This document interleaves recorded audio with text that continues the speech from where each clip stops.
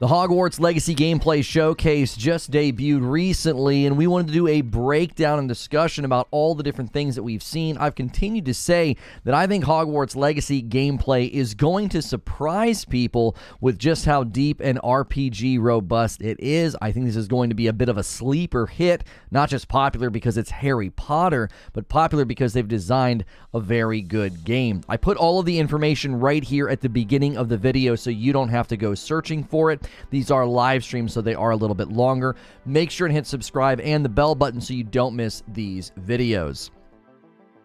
This is a Reforge update. The Hogwarts Legacy Gameplay Showcase was a big hit with many fans of the game. I'm going to give you a very quick breakdown. It was a little under an hour. Many people thought maybe there was a little bit too much commentary and talking and not enough gameplay, so I am going to provide you a very quick breakdown. Hit subscribe and the bell button. That way you don't miss these quick uploads. So I pulled this from wizardingworld.com. There was the character creator, common room, exploring Hogwarts, side quests, as well as dueling and combat with some Q&A at the end, and still a question mark surrounding the release date for one platform. So on the character creator, your Hogwarts Legacy is what you make it, and creating the perfect character is crucial to discovering who you are in the wizarding world. Hogwarts Legacy character creator is extremely rich and detailed, full of different skin colors, hair types, and even a voice slider. In terms of your outfit, you can embrace the 1800s with some robes befitting of the period. We spotted some Harry Potter style round glasses we had our eye on, and Harry Potter fan club members who link their accounts with the game will even be able to grab a special type of robe called the Fanatic robe, and make your appearance extra unique. So you can use the Wizarding World website, you can link it and do that. You can also get sorted right now, get your wand, get your Patronus. You can get all that figured out ahead of time before diving into the game. I think character customization is going to play a huge role in the game feeling like an RPG. There's a shop, there's all these different things you can do with your character and how they look. Now, I know some people are going to be a little bit irritated about some of the things that you can't get unless you play the game on PlayStation. That is a pretty big discussion point and debate. I've already kind of done some coverage on that. We may debate that over on Reforge Gaming, my live streaming channel. Then they talk about your common room. As with any regular Hogwarts experience, it all starts with getting sorted in your house, and then it's off to your common room. James Whitehead, who was sampling the game for us, got to embrace the wholesome Hufflepuff life with a common room reminiscent of a Badgers set. Fans will be extra excited to explore Hufflepuff space, seeing as we never got to visit it in the books or films, and it certainly doesn't disappoint, full of plants, light, and comfortable furniture. I think the common rooms are one of the greatest things to showcase. We did an entire breakdown the one day of all of the way that the doors open, the way that they look and feel. Hopefully these are not just window dressing. I hope they're meaningful. I hope when you go into them they sort of matter and have, important aspects, and it's not just sort of like a pretty place that you go and put trophies. They've not given a ton of details just into how much they're going to play a role, if any at all. Then they looked at exploring Hogwarts. This is probably one of the features that fans of Harry Potter are really looking forward to, always wanting to explore, and it looks pretty good. They said that we're sure you'll recognize a few iconic pieces, such as the Grand Staircase and the Hogwarts House hourglasses, but there's all sorts of other impressive features to observe, such as the grand-looking water fountain where the students like to hang out, huge hanging bones in the defense against the dark arts classroom, and a formidable brass Hogwarts crest adorned across a wall. The luscious Scottish greenery is present all over the outskirts of the castle, and the game makers encourage you to get lost in it all. There's no two hallways that should look the same at Hogwarts. So this is a game that is encouraging exploration. It's encouraging you to go to all the different places. Again, this is something that I hope actually has substance and isn't just sort of a touring, almost like Disney thing where you're just sort of walking around a set piece. I hope the exploration in the various places on the grounds of Hogwarts and inside the buildings themselves, I actually hope that has exploratory meaning and purpose. We do know that the luck potion that you can only get on PlayStation will show you chest locations, but we don't know the exact role of those chests yet. They haven't really gone into detail. They're probably static and discovery, like you're checking a box, I would imagine, and that is one aspect that we do know will take place when you're exploring. They got onto side quest characters and familiar names. The presentation introduces us to characters and side quests that you can expect to embark upon. For example, one young student called Zenobia wants us to help find her gobstones, and even mentions a fellow student called Pruitt, which is a last name that would ring familiar to certain fans. Pruitt is Molly Weasley's maiden name. Could this be an ancestor? So they might be sort of dropping hints that an ancestor of Molly Weasley is in the game, given that her maiden name is showing up. That's not the only familiar thing you're going to come across. Peeves, the poltergeist, is still haunting Hogwarts, showing just how long he has been terrorizing the castle before Harry's era. So something spanning all the way back, even as far as this game. They're trying to keep those story elements intact.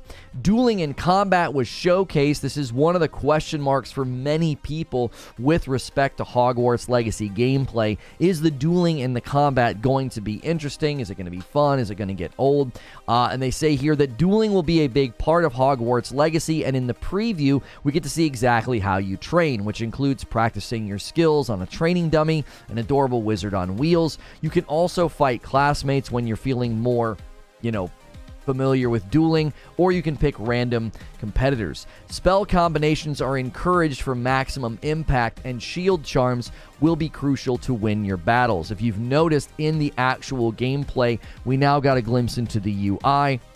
It seems as though you can have like 4 different things equipped at once, and combining them and doing combos is going to be necessary, which sort of makes sense. If you watch, there's probably cooldowns on each of the spells, and you've seen some of the gameplay up to now without the UI, and it seemed pretty clear they weren't just sort of spamming one spell over and over again. I think that's going to be key to the combat feeling good and having some dynamics and diversity.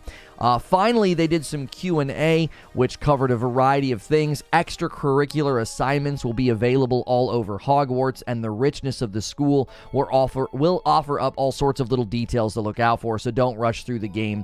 You may miss something. They did say some of the classes are basically side quests. Like, they're not going to make you go to class. Would be a bit of a boring game if it was just a student simulator, but they did say some of those would be side quests for you to do. We learn about other fun features that will be available. You can visit the hairdressers in Hogsmeade. I believe they have said that you can change your appearance at any time, and that is one of the ways to do it. Discovering different identities to our core spells, and much, much more. So the core spells that you have seemingly have more to them as you advance in the game. If we weren't very excited already, we can add a few extra varies now after seeing all of this. Now, the release date for Hogwarts Legacy is February the 10th of 2023 for PlayStation, Xbox, and PC, but the Nintendo Switch launch date has still yet to be revealed. Likely this is relating to optimizing the game to run on the weaker system. They are getting pretty good at getting games to run on the Switch. Some games are running on the cloud because the Switch just lacks the development strength to play some of these games, but they got The Witcher 3 to run on the Switch, so I would imagine they could get that to run. Let me know what you think about all of the things in the breakdown, all of the things in the Hogwarts Legacy gameplay showcase, and are you concerned about that lack of that Nintendo Switch release date? As always, you can head over to Reforge Gaming, where I stream live. Hit subscribe and the bell button on this video, and I'll see you in the next one. And I'll see the rest of you right now. Thank you so much for being here. Good morning, good afternoon, and good evening. Always good when we get more Hogwarts Legacy stuff to look at. This game is very exciting. I know tons of Harry Potter fans are looking forward to this one, and they did finally show us some UI. I'm going to try and get some of that on the screen for us to analyze. Make sure you're going through your morning ritual of smashing the like button. We need those likes. We try to mention it briefly, but it is a consistent thing needed on YouTube. And thank you, Insomniac Black, for hitting a 15-month milestone and doing a tier 3. I need all current members. If you haven't been here in a while, the $5 base membership will become a trial membership starting in December or January. We're not sure yet, but we want to make that I think we're going to do it in December. We want to make that an introductory membership. We need all paying members to be on a full membership. That is $6. It's $1 more, but it will give us a dividing line between gifted members and paying members. We also had a discussion yesterday with members, if you didn't catch that, just about what we could do to help membership. We have seen a huge drop in membership count, which is obviously on us to figure out what we need to do to offer to people on YouTube. What kind of content, what kind of structure should we go with? It's very tempting to just start running members-only chat, to be quite honest with you. We do lots of streams every day, and we want to know what exactly would get folks to say, hey, I listen and lurk a lot. I'm going to start supporting the channel in a more direct way. We know not everybody can. That's why gifteds are here. So we appreciate all of the generous people who've continued to gift members. Good morning, Siege Master. Good to see you, Bellex. Feed says, good morning, sir. Have an awesome day. Good to see you in the chat, Feed. Daily Grind, welcome back in. Thank you so much. Again, make sure you're not at a base membership. You need to use !upgrade in the chat if you want to get off of the base membership. Thanks for upgrading. Looking forward to seeing you all in the member stream. Thank you, T-Grim. Yo, what's good, Hex? How are you?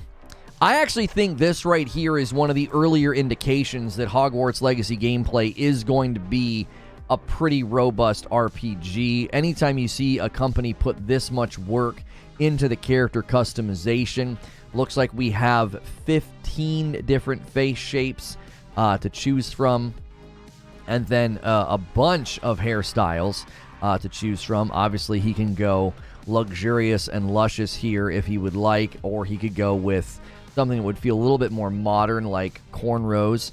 That obviously they have hairstyles that would make you feel like maybe you're from the era or from actually modern day, if you do so choose.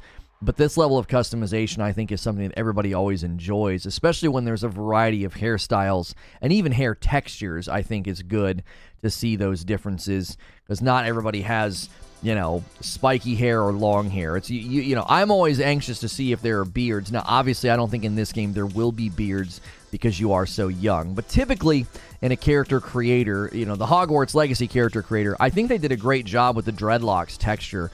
That is actually one of the probably more challenging hair types to get right. And I'm not an expert, obviously, but based on pictures and people I've seen in real life, I think they've done a very, very good job with the hair in this game.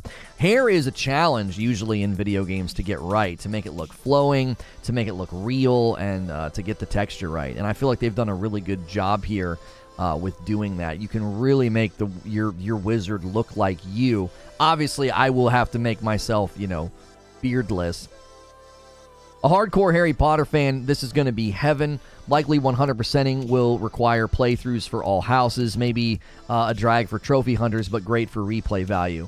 Yeah, they did say, I believe there was an interview where they talked about that, like as far as Hogwarts Legacy gameplay replayability, the idea of, yes, playing multiple houses seems to be a very consistent theme in the community, and people are going to want to do it. They even did a good job with the scars. They don't look like comic book-esque. They look like, I mean, it looks like somebody really took a slice at him there. That's a really, really good work. Hats off to them for making black models seem human, something games struggle with. Yeah, sometimes getting black hair, because we do know that everybody's hair is different, right? I mean, I have Korean friends, and they just have that beautiful jet black hair, you know, and it just has a very unique texture. And the same could be said for, you know, the hair that you might find on folks either from Africa or African Americans who have that heritage. Like, their hair texture is just different, and it's always good to see it done right and not cliche. You know, usually in video games, it's like spiky hair, messy hair, long hair, afro, and like that's all you can pick. Do you know what I'm saying? So it's good to see that they took the time to get not just hair styles in there, but hair texture is good to see, because you, especially in a game like this, man, you know, you want your character to look like you. That's kind of part of the experience. One of the devs sort of confirmed multiple outcomes too. So there's going to be multiple outcomes, like multiple endings. Really? That's interesting. These black folks' character models and hairstyles look dope. It's great diversity. Yeah, it's not even about like, oh, we don't need to go down that road of like, we need more diversity. But it's like, if you're gonna make a game where people can make themselves in the game, you should have a pretty broad spectrum of hairstyle, hair texture, skin tone. You know what I'm saying? Now, obviously, I am always looking for beards, and this is one of the times where I'm going to be okay with there not being beards. They talk quite a bit in this. Here we go. So this is one of the times where, hang on, I'm going to try and do something here. I'm going to try and do a bit of a crop job here to get the whole, I want the whole game. I actually had it done pretty well a second ago. Let's get the whole game in there. So that way we can have the gameplay whenever they do this. I can just swap my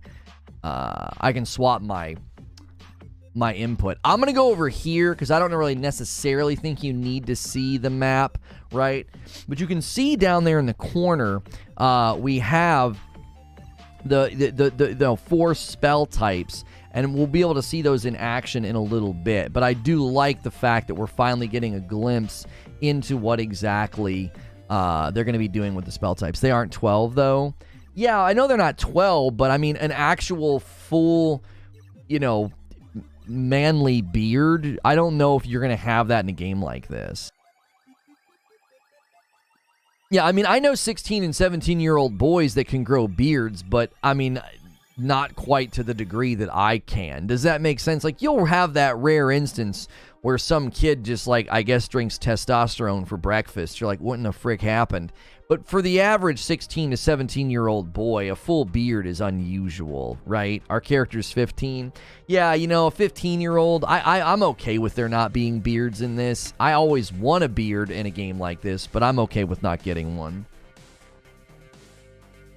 When I'm playing an RPG and I'm some Viking or I'm some warrior and you have like one beard type, I get pretty annoying, right?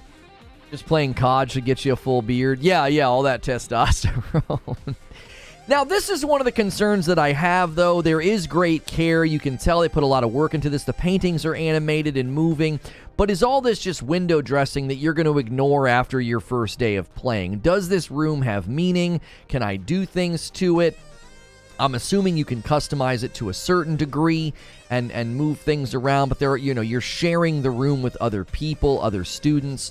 So just what level of customization can you have? Are you literally just going to visit this room and not be able to do that much, right? I don't know how much they're going to let you do with these rooms.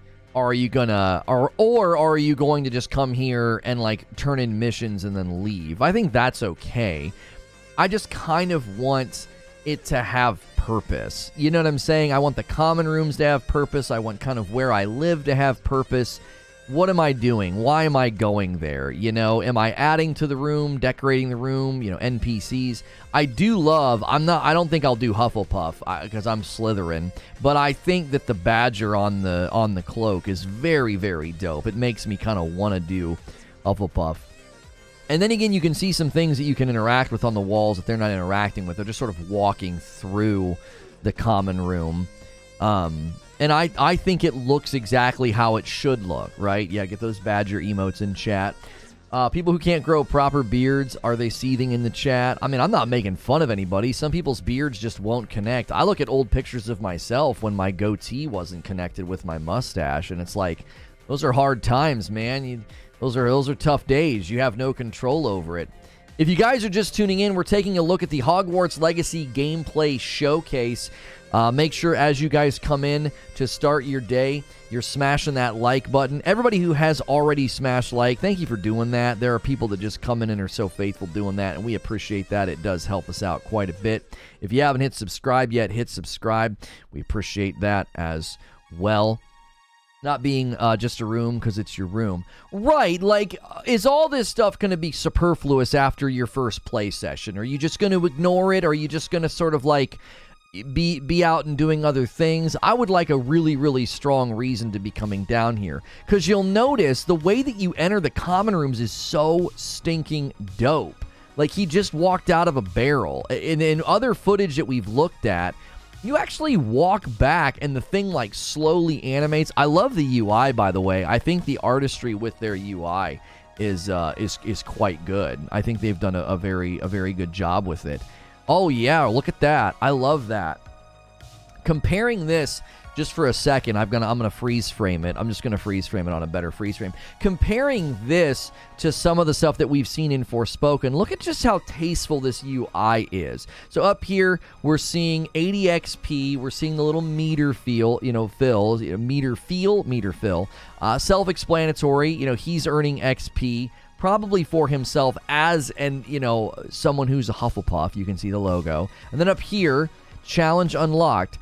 Collect field guide pages in Hogwarts. So there you go. I think this is very tasteful UI. It's very clean. I don't think people who do UI get enough credit. When you're in a game and the UI is bad, it's extremely disruptive and annoying. We've talked recently about the UI in Modern Warfare 2 and then the UI in Forspoken. And then when I see UI like this that's actually good, let me make myself a little bit bigger. I'm feeling a little self-conscious down here in the corner, like super teeny.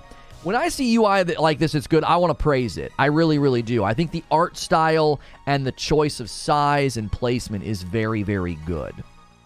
100% agree. Agreed. UI does a lot. Yeah, and good UI tends to get ignored, right? It tends to get ignored. Like if somebody does a good job with UI, you tend to not pay attention to it, right? And they don't get enough credit. We only really pay attention to UI when it's bad because it interferes with the experience and it's irritating. So I appreciate the work that's gone into this game with the UI. I do. And I even down in the corner, you'll notice those 4 squares you see down in the right-hand corner. There's blue, yellow, red, and purple. I want you to watch them. They're slightly animated. They're just slightly animated, slightly like almost like a smoky, wispy thing happening behind them. That's just a nice touch. That's a really nice touch. Seemingly, you're going to hold R2. That's your right trigger. You're going to hold R2, and then you'll be able to use those 4. Probably that's going to be your square, triangle, circle X, or ABXY. And then here's your level. Here's our level, and we can see here a glimpse into the menu. We've got our gear. We've got the gear menu we can go into. And you can see that our level has gone up a little bit from finding that thing. So when that popped up in the corner, that's what that was indicative of. And then challenges down here. They've not accomplished anything there. That's fine. It's early in the game. We have a map. We have quests. Owl Post. I guess that's going to be maybe where you get, mail or something. Maybe they talk about that. Settings. Collections.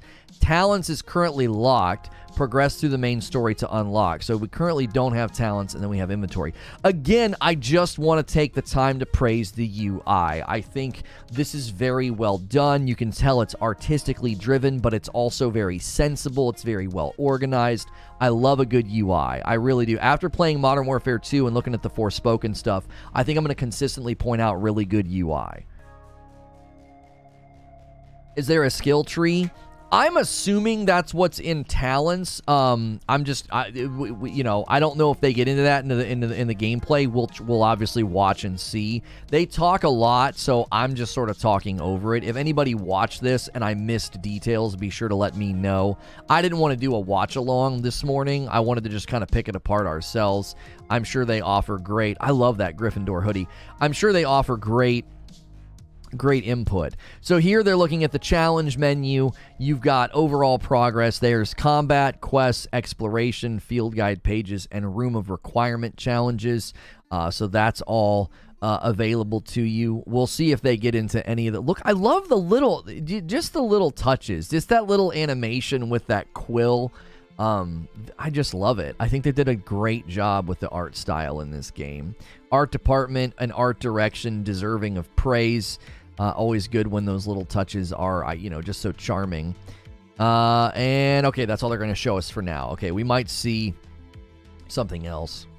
Even that UI at the top, I don't know about you. I love when quests pop up in a cool way. We're experiencing that in God of War Ragnarok, and when you complete them.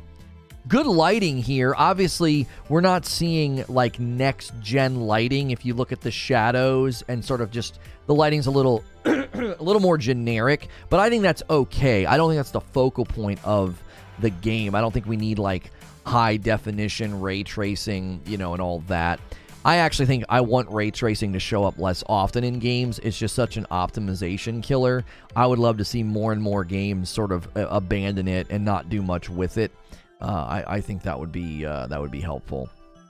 It'd be helpful for games performance in general. Could we get 10 more likes on the video? Thanks for being here this morning. If you've never been here before, the name of the channel is Reforge Gaming, and we do game breakdowns like this, gaming news coverage. I am a safe for work broadcaster. I will be playing this game when it comes out. So it looks like we've got the 4 houses represented here. Is this where they're hourglasses? So maybe they probably explain that in the video. We're going to get more ray tracing. I know, Weezy. I know. And I don't like it. Is that where they tally the house points? Like, 10 points for Gryffindor and all that? That's where they do it? Those are the house points? That's so cool. I like that is that the way they do it in the books, or did they artistically come up with that on their own? I need the Harry Potter nerds to help me out. The book that serves as your menu and that you pick up pages for is on loan for you from the Ministry of Magic to help you catch up with everyone else since you're a late 5th year. I remember someone asking that about in a previous stream. That's the way it's done in the books. Thank you, Talika. Harry Potter nerds are the best. I say that with love in my heart. I like of all the fandom nerds out there, I think I love you guys the most. At least I feel like you're the chillest of the fandoms. Maybe not. Maybe I've not looked deep enough. I'm very excited for this one. If you notice, they have characteristics of the houses and especially the dorms. Yeah, the art style of the hourglasses was awesome. Now, I just want to point something out here. Let's go back just a touch.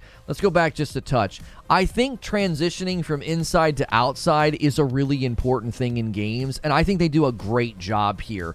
That transition was wonderful. Now, I don't know if that's how it's going to run in-game. This could be a vertical slice, and they just totally ignored a load screen there, but I didn't see a load screen, and he's just outside now. Scope and size of the area looks great. Color spectrum, very well done. I like when it seems like the greens, they pop against the backdrop, but they're not like overdone. And then the moss there on the ground is even a different shade. So range of color here is very, very good. I think if you're seeing any jitters or hitches, just ignore that. That's just YouTube. Does it look 30 FPS to you? It does at times. I don't know if they've outlined performance of the game yet. I feel like we just saw performance listed somewhere for a game. It wasn't this game though. And we're seeing a chest on the you can't see it behind me. There's a chest icon on the radar. See it there on the bridge. And that is something that I believe the luck potion helps with. He may have that on, or maybe that's just one of the freebies or something. Maybe they just put it there for you to search for it. They confirmed performance mode in a PS blog post a while back. Yeah. That's right. They did a performance mode blog post, did they not? And then they talked about it. There's no loading screens. Think about that for just a... Oh, unless they just hid one. No, they didn't hide one, I don't think. He walks in, and he's inside. They're not using that cut to that guy to hide a loading screen. He just walks inside, and he's here. I think that's really cool. I like the way that they did that. The lack of load screens, I think, is going to be, if that's actually how the game plays, I think that's going to be a huge win for the experience. Wow. Like, I think this game's going to win for art direction. I don't know if a game's going to be able to compete with this. The level of work that went into this game will win art direction for next year. I don't see how I don't see how anything can compete with this. Just so much care and time has gone into these buildings and just the way they feel. It's so well done. It's just gorgeous. Coming out February 10th. I think you can play it on the 10th if you pre-order. It's like the 13th, I believe, is the release date. No, February 10th. Yeah, February 10th. Sorry. I believe you can play early if you pre-order. So here it looks like we have a pretty clear UI indicator that we have. Nelly is going to give us a quest, I would assume. They did a really, really good job with the character design in this. It's obviously not blowing me away, like the way their faces are animated, but for an RPG where you do the traditional stand and talk interchange, I think they've done a very, very good job. I do. Now, I think, again, here, hairstyles, I think they've done a good job capturing that really nice jet black hair. if you contrast her hair to his, I think you really get a glimpse into just how personal you could make your characters. I like that. I think that's a nice touch. And then if you just look at the textures on her clothing, the differences from the robe to the shirt to the ribbon, I think they've done just a very good job with those things. This game is not like next gen blowing me away, but it's just very, very nice. Like, they've done nice things. Yo, Kat, gifting 5 memberships. Thank you so much for doing that. The Turk, Vigil, Bellix, Dream, ACH, and Siegemaster. You guys all just got gifted a membership in DJ Gaming Legacy. You guys can upgrade that membership to a full membership for $1 and be a part of everything that we're doing. Starting in December, there is going to be a difference between gifted members and full members, just so that we kind of incentivize. We really want to motivate people to be like, hey, man, we do lots of live streaming, and you do not get a bunch of advertisements when you're here. One of the reasons is because we live off of members. It's just a very different reality. We're being very transparent about that. Memberships continuing to need to see those go up. And there's a lot of things we can do with uploads that we're not doing because we're spending six hours a day live with y'all. So if you can do a membership and you like these live streams every day, try to jump in. Creatures always said it. Don't be surprised if something starts to decrease in how often it shows up if it's not supported. And I think that's a good word. Face movement's one thing I don't like so much. Yeah, I think in a game like this where they have to automate a lot, so there's so many characters and there's so many interactions like this, there's going to be a lot of automation. I think when you go to that level of automation, it's okay if facial animation doesn't look like God of War Ragnarok. Does that make sense? I'm not going to hold them for like, oh, she's got the classic RPG dead-eyed stare. That's okay. I think in a genre where you know that they're using a lot of automation, I think that's okay. I know they look a little animatronic, like the wax moving dolls at Disney. I think that's okay in this genre for now. I don't think we can expect automation to look much better than this. Thank you again, Kat. Thank you again, Kat, for gifting members. That got Vigil to a 3-month membership. And that right there is one of the reasons we kind of want to have the dividing line. Thank you, Turk, for upgrading to a full membership. That's exactly what we want to see happen. We want to see gifted members jump in and upgrade, and that's a huge help. Thank you. For automation, it's not bad. The head movement's pretty good. I think it's fine. Wait, how to upgrade? Exclamation point upgrade in the chat and click on the link. If you're on mobile, you have to click on your profile image in the upper right-hand corner and you go to purchases and memberships. Yo, what's good, Big O? Love the show. Thank you. Thank you very much. We are going to be a little bit more forceful in our asks, like, right? We're going to ask people to consider doing memberships, because we could really start to structure things differently if we feel we need to. We're giving away 2 live streams a day, Monday through Friday. We're not charging anything for the content, and we're examining that structure. We are examining that content structure right now, and we'd love to just tune up, go live, and not have to worry about any of these things. But these are just the realities of committing 6 hours of live time a day, and we're just going to start being a little bit more transparent about it with y'all. I think Forbidden West was the only RPG able to pull off great facial animation for every interaction. Yes, I do think that Horizon Forbidden West 100% did one of the best, if not currently the best job of that feeling of automation. Love the Christmas shirt before Thanksgiving. Love the energy. Well, let me pause this for just a second. The reason I'm wearing Christmas shirts right now is that if you want to order Christmas t-shirts in time for the holidays, go over to 80stees.com and use my code. Use code Lono. You can type exclamation point shirt in the chat. If you're watching the VOD later, you can click the link below. Use code Lono over there for 30% off. Their Christmas collection is mega dope. And if you want to have shirts in time for the holidays, you got to do it now. I typically don't do Christmas stuff early, but if I don't do the shirts now, if I started wearing them in December, it would be too late. You'd order them and have them like a week or two later. So if you want to have some great Christmas shirts to start wearing after Thanksgiving, get those orders in now. Okay, that's friggin' awesome. That's great. I love the dragon. I'm sure someone will tell me what it actually is. It might not be a quote-unquote dragon, or maybe it is. I'm on mobile. Do you have to deactivate the current membership to upgrade? No, you should be able to minimize my stream and click on your profile image in the upper right corner and go to purchases and memberships, and then you should be able to go to yours and go to like see perks or something, and you change tier level or change level, something like that. Sweater from yesterday was great. Yeah, I wore like a Super Mario Brothers ugly Christmas sweater yesterday. I love that pop-up at the top. I do. I love a good UI. It's a little quick. It's not up there for very long, right? Defense against the Dark Arts classroom, Blue Flames location. Yeah, it's a little quick. A little quick. I like to read that, right? I like to look up and be like, okay, what am I working on? Here, I think we get a really good sample. Let me try to go back so it's not blurry. Here, I think we get a really good sample of the lighting. There actually is really good lighting in this. Again, I don't think this is like a next-gen ray tracing game, but if you look at the light hitting right above my like little camera window here, you can see just how bright it is. That's very good. Like, that's real, right? That's kind of what sunlight does. But then you look at the light and the reflection on the floor in front of him. This is really, really well done. Hope the paintings move. Oh, they 100% move. They 100% move. Watch very carefully. These ones might not be moving.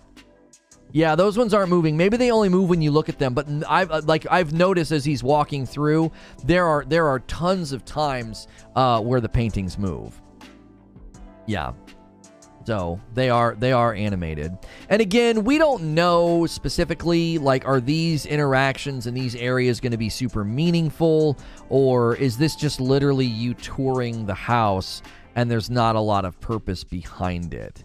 So maybe he'll go up to some of these paintings, because they've definitely looked at a lot of the paintings and they have been animated.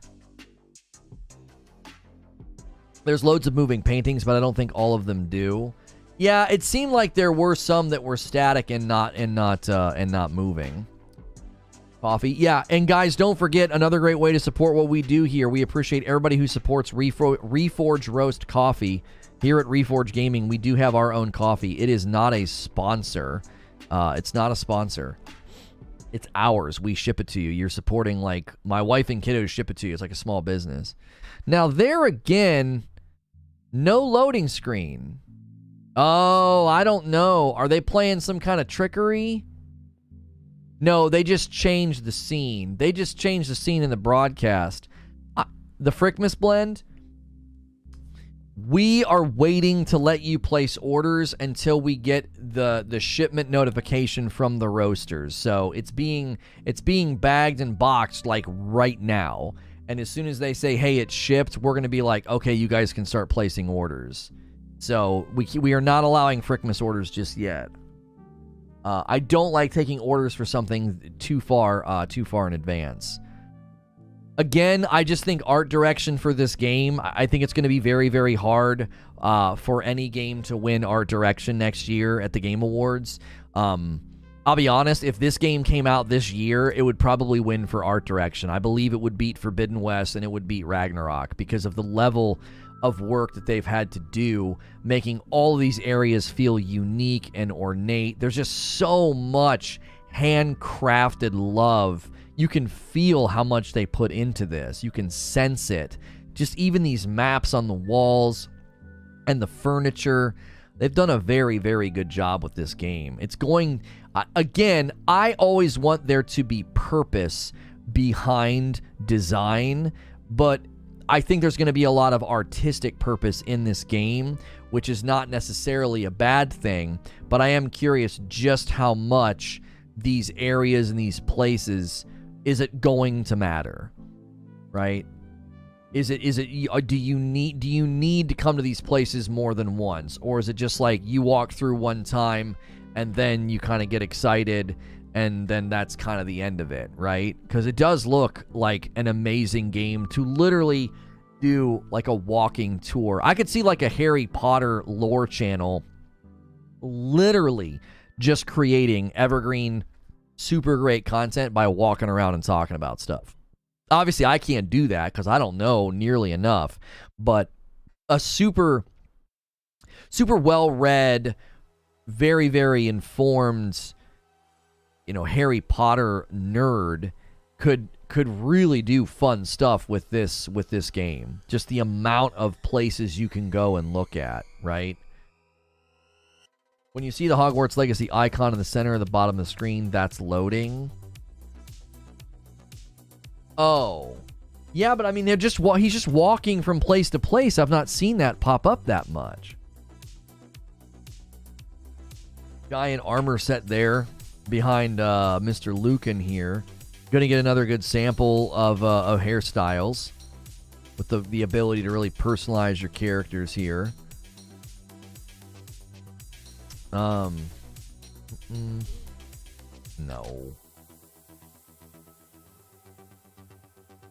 Like Assassin's Creed has tour guide mode, they could do the same thing. Oh, for sure. Are you sure that's not autosave? Yeah, that Talica, that might be autosave.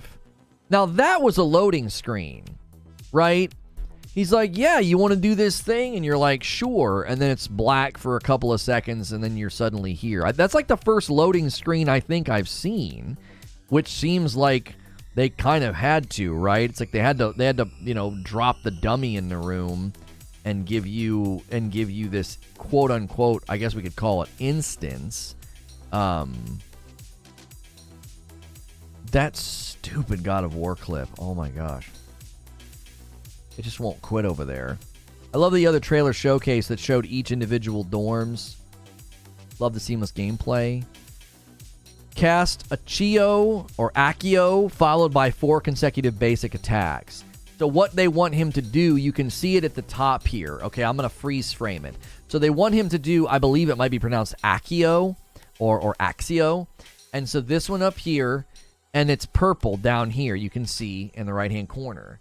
And then they want 4 basic attacks. Now, as far as I can tell, it looks like 4 basic attacks is this blue one. So let's see if I'm correct. I want to do that. His UI disappears when he does it. Accio, like hard K's. I don't know if, is there such a thing? There, you just saw it. You just saw it. So right there you can see they're playing on a PlayStation. So triangle, circle, X, and square. Those pop up. You can have up to 16 spells equipped at once, says Barrier. Jiminy Christmas. Oh, probably for each bumper, right? Left trigger, right trigger, left bumper, right bumper. 4 for each one, maybe? Okay, so let's see what he does here. Okay, I'm assuming they're talking right now. I'm assuming. PlayStation, I'm out. In terms of Accio, it depends on who you ask. Okay. I remember talking to somebody who did not know how to pronounce Hermione's name, and she called her Hermione in her head, and then she saw the movies, and she was like, oh, I thought it was Hermione. Like, no, it's Hermione.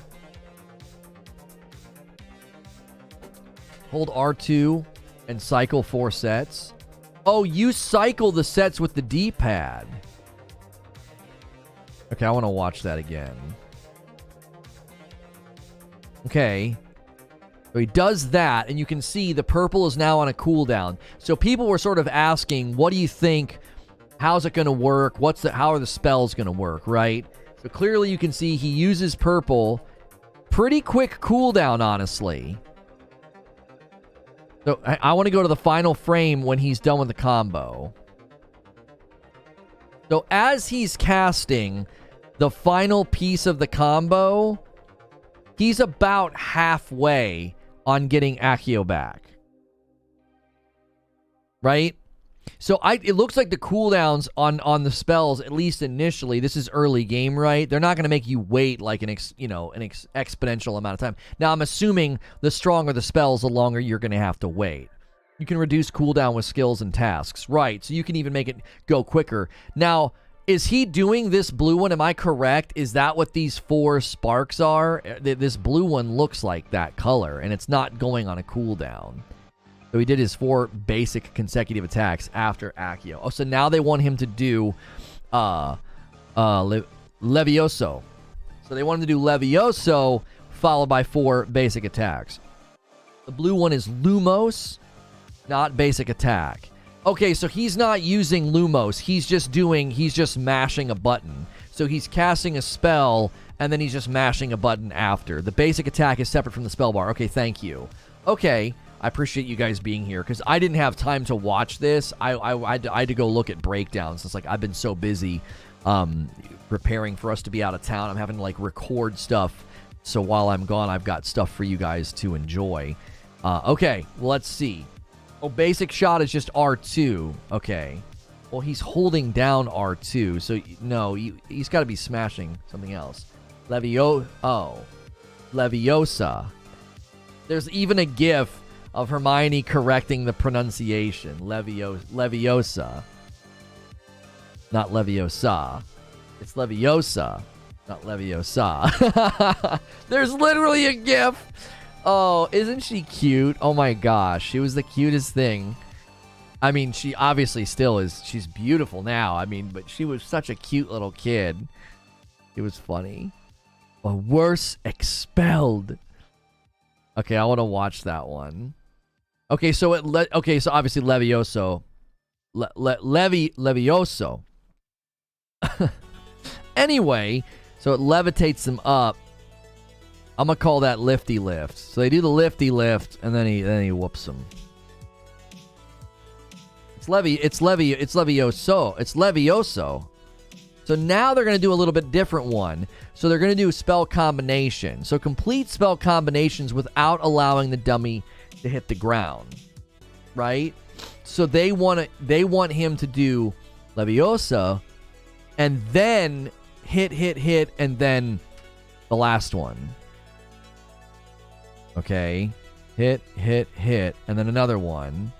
Oh, he messed up.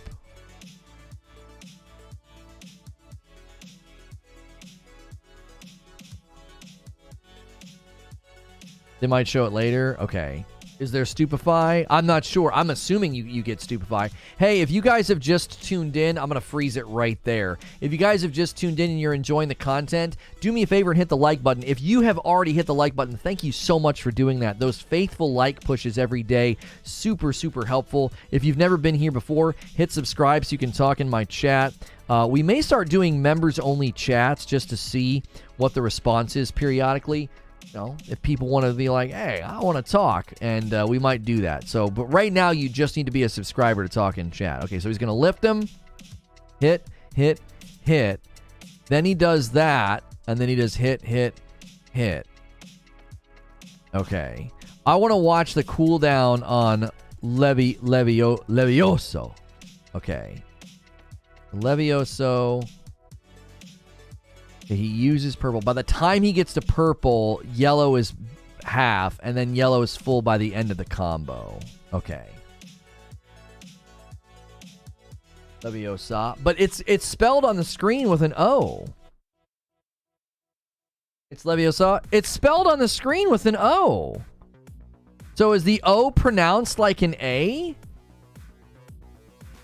Levioso. Leviosa. Look how they spelled it. Is that how it's spelled in the books? You see? Right behind me. Cast Levioso. Levioso for dudes? There's different versions of the spell. Oh. Well, I mean, they have it spelled with an O there. I'm just reading what's on the dadgum screen. Oh, the quote from the movie. It's Leviosa. You guys are all doing the movie meme. Got it. Like Hermione yelling or scolding or whatever the frick it was. Spelled with an A. She pronounces it with an A in the GIF that they were putting in Discord. So, there you go. There you go. And so here he's going to pull it off. Here he's going to pull off the combo. It's never pronounced with an O, always with an A. With an A in the books for sure. Huh.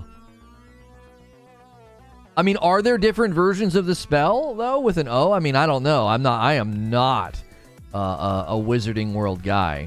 It's a typo on their end. So you think it's spelled wrong in this footage in the game? I think Levioso just suspends people in midair. Could be another spell. Request complete. Spell combination practice. 180 XP. See the little XP meter up in the corner. Okay. He's moving along here. He's moving along through what seems like pretty early stages of the game. Ready for another round? Oh, he's like, yeah, let me go again.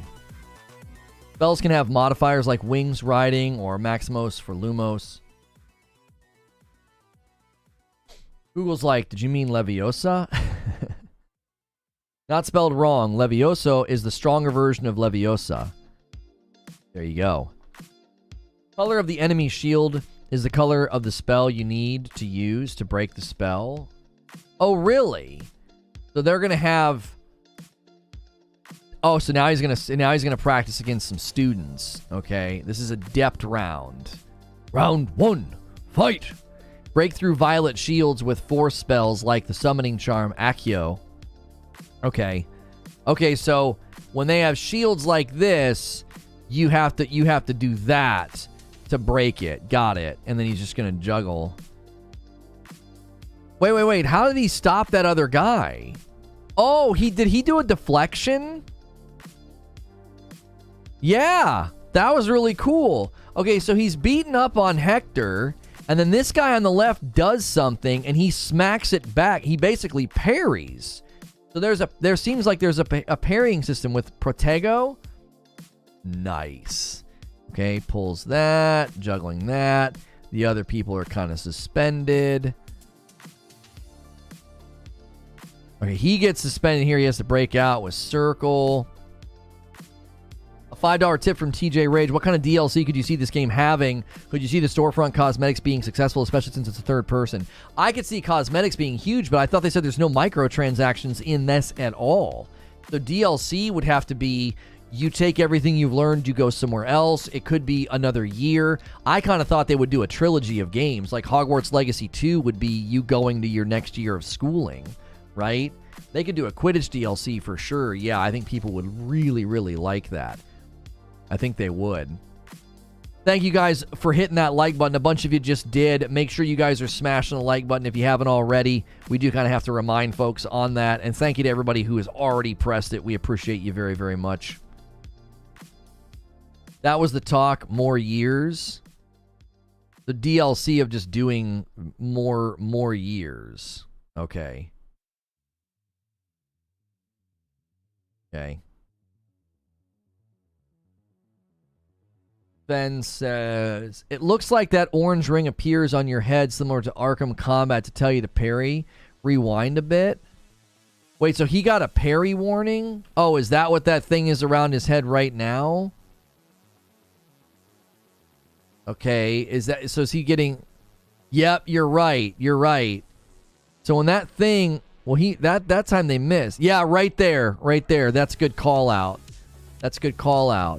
So that ring appears, and as it shrinks, you know you're going to get attacked. So he got out of the way as the circle shrinks. So it appears to let you know an attack is coming. And then if you frame by frame it, you can see it slowly shrinks. And that's your time frame to get out of the way. And so once it disappears, you know, attack incoming. He rolls... And 3 frames into the roll, the attack comes. It's like a Spidey sense, yeah. So he picks that up, hurls it at him.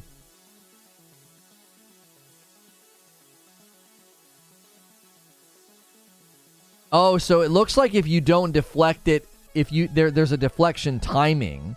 So he deflected it, but he didn't deflect it perfectly. So instead of doing it back at him, it didn't turn into a parry. It just was like a basic deflection. Oh, and there he gets hit. So you'll notice... Oops, sorry. You'll notice down in the corner, he gets hit. He's getting combo meter. Oh, so the combo meter is filling this blue thing here. It's filling this blue meter.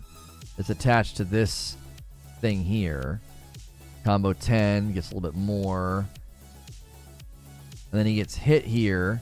Bam. So there his health goes down. And then one of his potions. He uses one of his potions right there. Okay. Quick triangle press just deflects. Holding it counterattacks. Victory. Victory!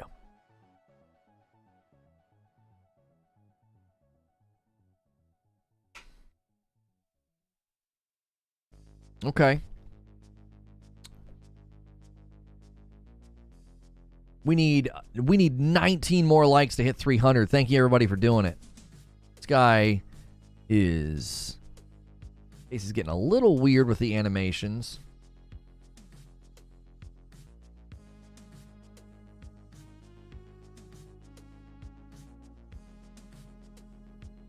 And that part is over.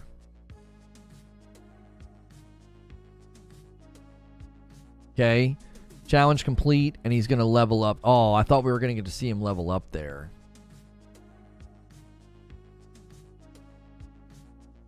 Dude with the fade in the 1800s. Well, they have hairstyles. When you do the Hogwarts Legacy character creator, they do have hairstyles to make it seem like you're from that era, and they also have more modern hairstyles. So they had like cornrows and dreadlocks and stuff. Do I get to be Slytherin? I want to be the bad guy. Yeah, you can be Slytherin. You can be any of the 4 houses. You can get sorted right now on Wizarding World's website and sync it with your account that you're going to be playing with.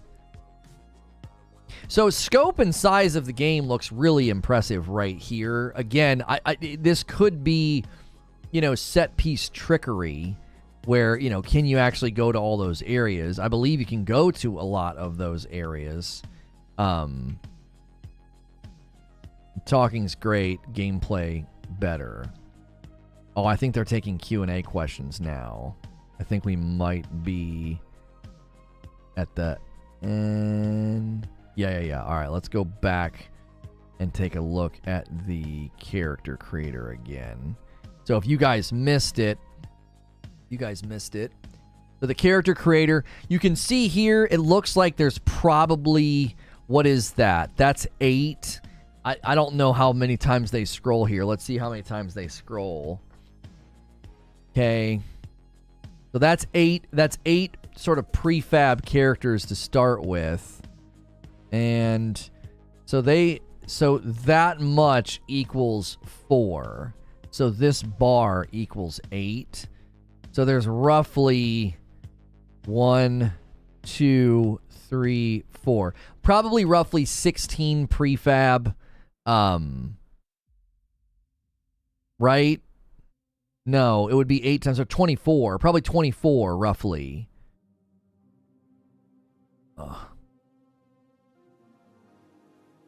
32? Right, I was doing 4 times 4. No, 8 times 4, 32. Yeah. I was doing 4 times 4 and only added another 8. Yeah, roughly 32 prefab, sorry. Too early in the morning for math. And again, these are just prefab. Like, you can go in and edit all of this if you don't like the way that they look. This is just to get you started.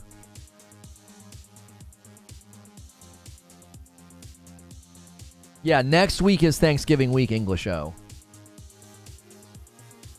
Yes, so those of you that enjoy my content, I will be out of town next week. Keep in mind that when I come back on the 28th, you might have to go to your subscriber feed. I might not be on your homepage. Don't rely on the YouTube homepage, okay? I won't always be there. I will not always be there. What am I sipping on today? I am sipping on the last bastion of last year's Frickmas roast. We had some leftover bags, and we are drinking it. And the Frickmas blend will be available for order. Our own coffee, Reforge roast. So, if you guys are enjoying the content, hit subscribe, say hello in chat. We love to meet new people. And we need 10 more likes. You didn't see an afro? They have a lot of hair. They have a lot of hairstyles. Here we are.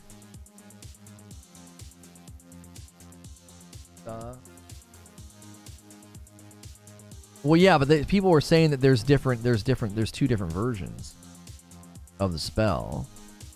I think they go through the hairstyles here in a little bit. Multiplayer? No, there is no multiplayer. I have continued to say that it seems like there are missions where you go and you have like people with you. So I'm not seeing an afro here either. Yeah, no, that's more like, I don't know, what's the hairstyle where it's super curly and kind of frizzy? I don't know what to call it, but it looks like they have that hairstyle here. We have a friend who, she's Ethiopian, and her hair is beautiful when she gets it like taken out like that. And then here they have like a headband pushing the hair back. So that is not an afro. Let me get out of the way. I'm kind of in the way. There you go. Yeah, maybe perm, I guess. Yeah. Still no sign of afro. They do, you know, they do have cornrows. So again, this looks a little out of place for Harry Potter because it's so, you're supposed to be like old-timey. But if you want to make yourself look more modern, they've got like, I'm seeing like pompadours. You know, I'm seeing super curly, super long, super short.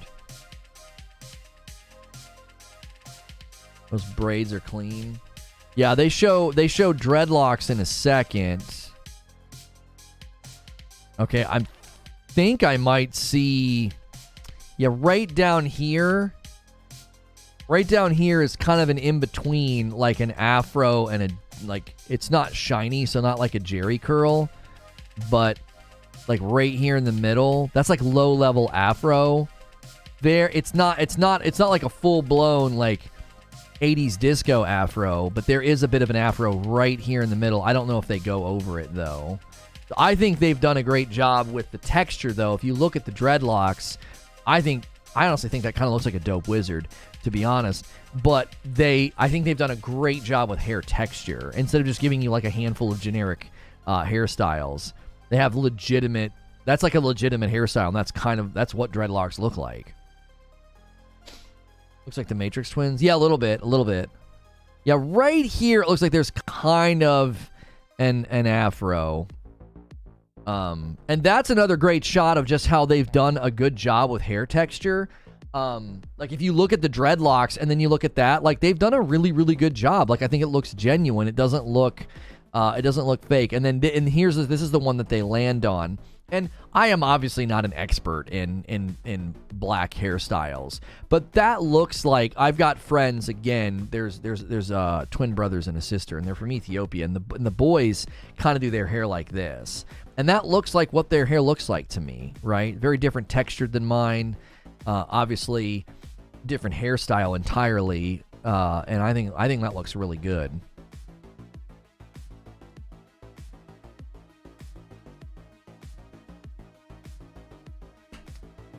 Makes me happy to see the high top fade. Yeah, it looks good. It looks right. I obviously would probably pick something closer to my hairstyle, like a spiky, messy pompadour.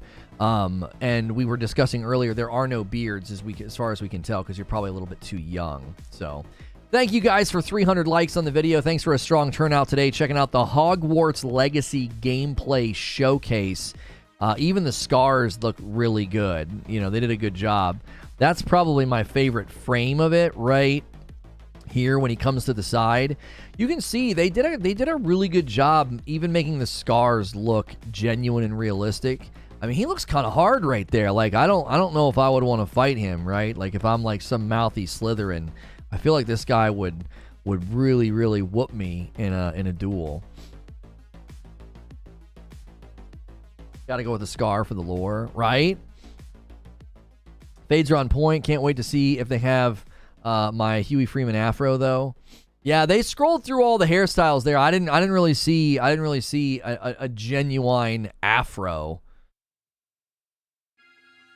It looks like a Slytherin savage with the scar. Yeah. Even face shape is really good. Like I feel like they've done a really good job with nose shape, mouth shape. I'm not sure. Wait, let's go back. I want to go back. I want to see something. Because, let's see. Yeah, you can see even nose shape and lip shape. They've done a good job. Sometimes in video games, like everybody has really full lips. Because like full lips are just honestly everybody. If you don't like big full lips, I don't know what's the matter with you. Big full lips are just beautiful, right? You notice this in makeup, advertisements and modeling.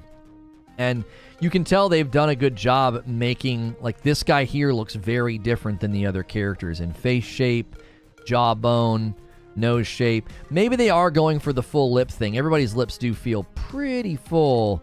No, those are fuller. Those are bigger. I think that's important. I think that makes the characters look unique. I think it means when you go and interact with them and talk with them, it's going to feel like a bunch of different people. Yeah, like if you look right there, that's a great shot of comparison. Comparing this one that they settle on and her, you can see just how much they're doing with nose size, nose shape, lip shape. I think that's great. I think that's good work. I think it makes the characters feel real. And it makes the interactions with him feel real. He's taller, his arms are longer, right? Like, I think they've done a great job. Because they were interacting with somebody at one point, and it does. It feels like a good, genuine interaction. You just hit randomize on your character, and you can look any way you want. That scar is nasty, that one. I don't quite think the lighting in the game hits this way, but you can see the apex of lighting. It's really bright on the tip of his nose, and then it kind of washes out a bit more. So they looks like they're using a really good lighting system in this game.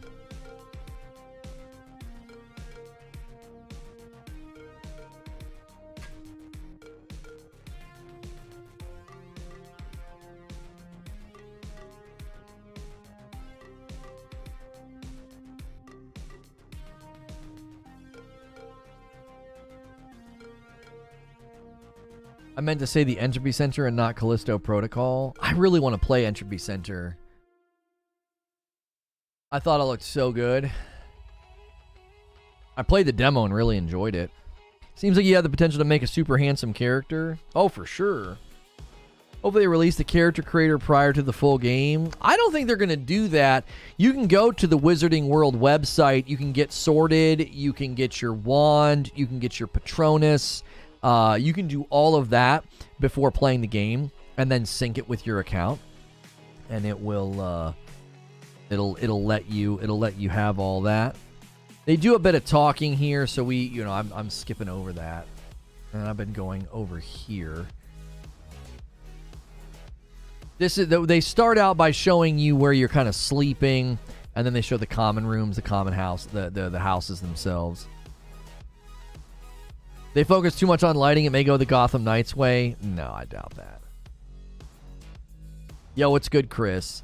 This is one of those times where I do feel like early gameplay, you can make a pretty strong judgment call and say, you know what, this is gonna be a good game, right?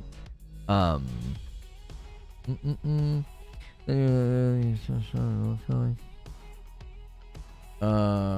heard lots of good things. People telling me that, like, the soundtrack debate on the previous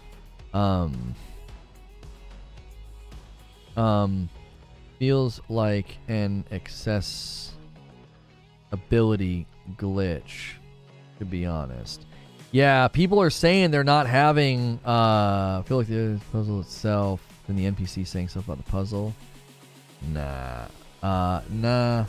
they solve it for me half the time.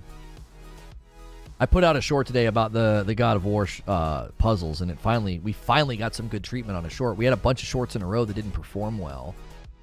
Oddly enough, they were ones that I uploaded and waited a long time to make public, and I wonder if there's something internally on the back end that affects that. It's like the videos I upload that day and then bring from private to public have all performed really well on the short as a short.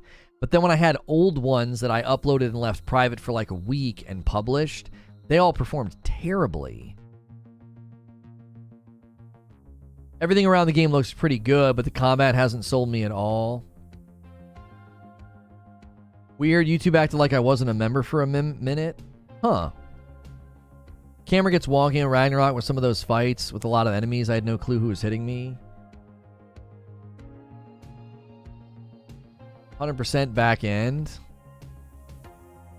I had ready to go stuff for like a month and it was horrible when I made it public. Yeah, like I'm just going to start saving them on my phone and not doing that. Like it's a pain in the butt, but it's like I'll just save them on my phone then and then upload them when they're ready or when I'm ready to use them, which is hard because then I can't categorize them. Or I could upload them as drafts and be like, okay, that one's ready, and then go find it on my phone and then re-upload it. Like, I don't have a great way to organize videos on my phone. My hype died a little when I found out it wasn't going to be an MMO, but regardless, the game still looks dope. Got to see more about combat. There's a good section in here with combat you guys will see in just a moment. If you're looking for Hogwarts Legacy combat gameplay, there is some in this showcase. And I think it showcases just how you can interweave your spells and deflections and defense and healing. Like, it's a pretty good little section. Keep it as a draft? Oh, I could keep it as a draft. You're right. How many drafts can you keep, though?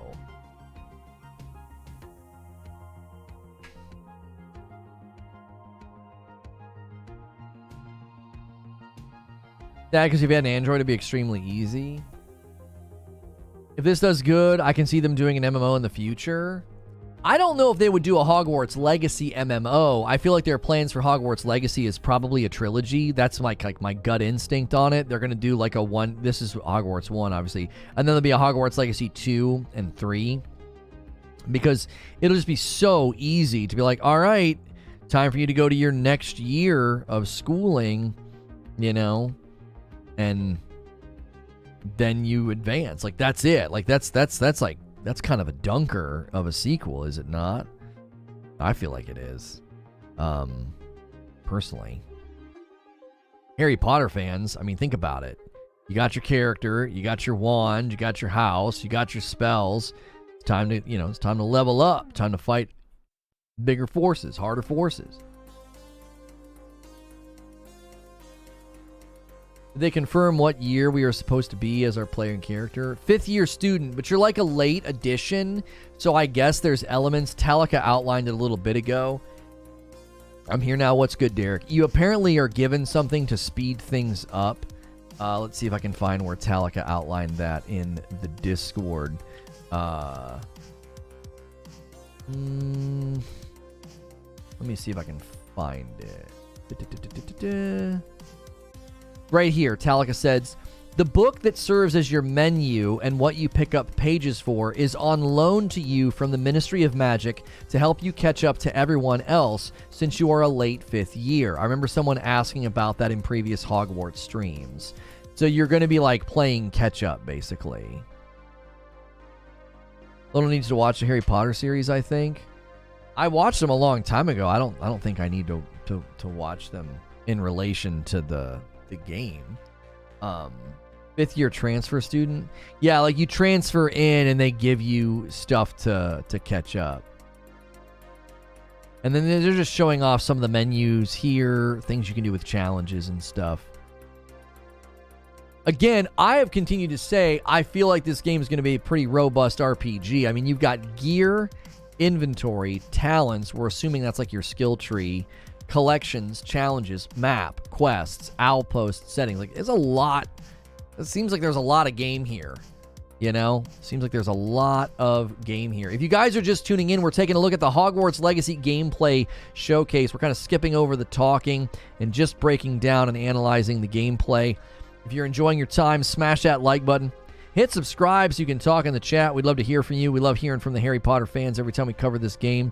A lot of you tune in.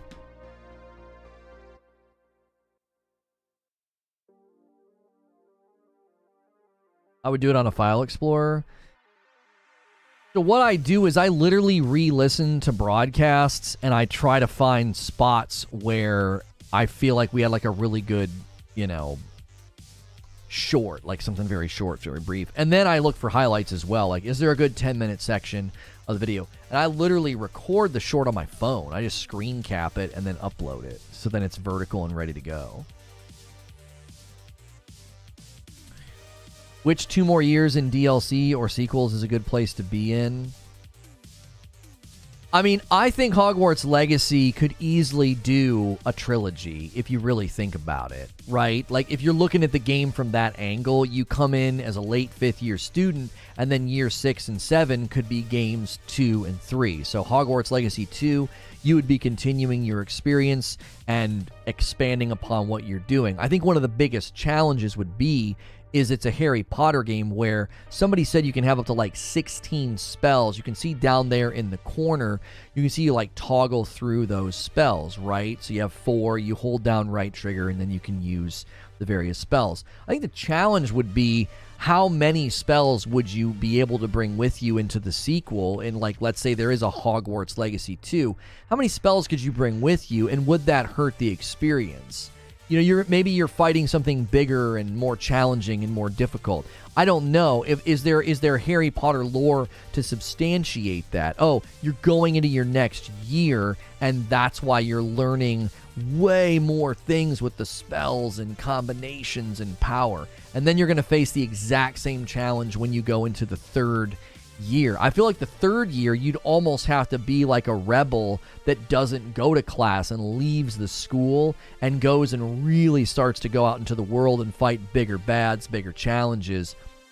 Because again, I think that's going to be one of the difficulties for a Harry Potter game. I think Hogwarts Legacy is going to surprise people with its RPG depth and how much you can do. They haven't even gotten to the questing necessarily in this video, but they've also not talked about how you can like build a house and customize it and have this sort of ongoing experience. I don't know if they're going to do DLC. I could see them doing DLC and being like, here's year 6 and here's year 7, but I feel like you're almost cannibalizing a potential sequel format when you do that. Like, oh wow, you know, you could have done a whole nother game. But then what exactly is my character going to be doing? You don't want to take away that sense of achievement of, oh, I got all this stuff, I've expanded my character, I've grown, and then do you reset the character? Do you take their spells away? Do you expand on the entire spell system? If you look at the menu system in Hogwarts Legacy, you can clearly see that they put a lot of time into this game. And I think that's always one of the challenges of action-adventure games is any one of the ones that you've played recently, all that work they put into your skill tree and your character and the story, all those things are potentially in the way of doing a continuation. How are you going to make the character feel like, well, I'm starting over, but I'm kind of not? I mean, I'm kind of interested in how they're going to do that in Star Wars, right? Because in Jedi Fallen Order, you're reconnecting with the Force. Are you just going to continue reconnecting with the Force? And in Hogwarts Legacy, if they decide to do a Hogwarts Legacy 2, they could easily say, all right, I've got an idea, your spells expand, or, well, now that you're a 6th-year student, you're going to have to really learn different spells or stop using those basic spells. They could deepen the combat and really expand upon it. Then, when if you're going to do that for year 6, I don't know what you would do for year 7. Again, maybe you become... maybe they just do DLC and then you become a teacher. So then you have tons of new spells, tons of new powers, and you're actually having to leave the school grounds to go and fight stuff. And you're having to I thought she was actually smoking there. I was like, what is happening? But it's that guy in the background. He's having some trouble. I think these sections are great too. It's just showing you sort of the classic RPG stand and talk elements where you're making decisions, you're picking up quests, you're doing different things. And that's one of the reasons I'm like, you could do it either way. You could do Hogwarts Legacy DLC, or you could do a Hogwarts Legacy sequel. I honestly feel like you could do it either way, given the size and scope of the game and how much work they've put into it, especially when you consider just how many characters there are. There's so many quest lines they could take you down with your house. You could have things that you're doing specific to your house. You could interact with the other houses, and there's a lot of replay value here as well, right? You could replay the game as a Slytherin. You could replay the game as a Hufflepuff. Maybe a house that you've just never really felt drawn to.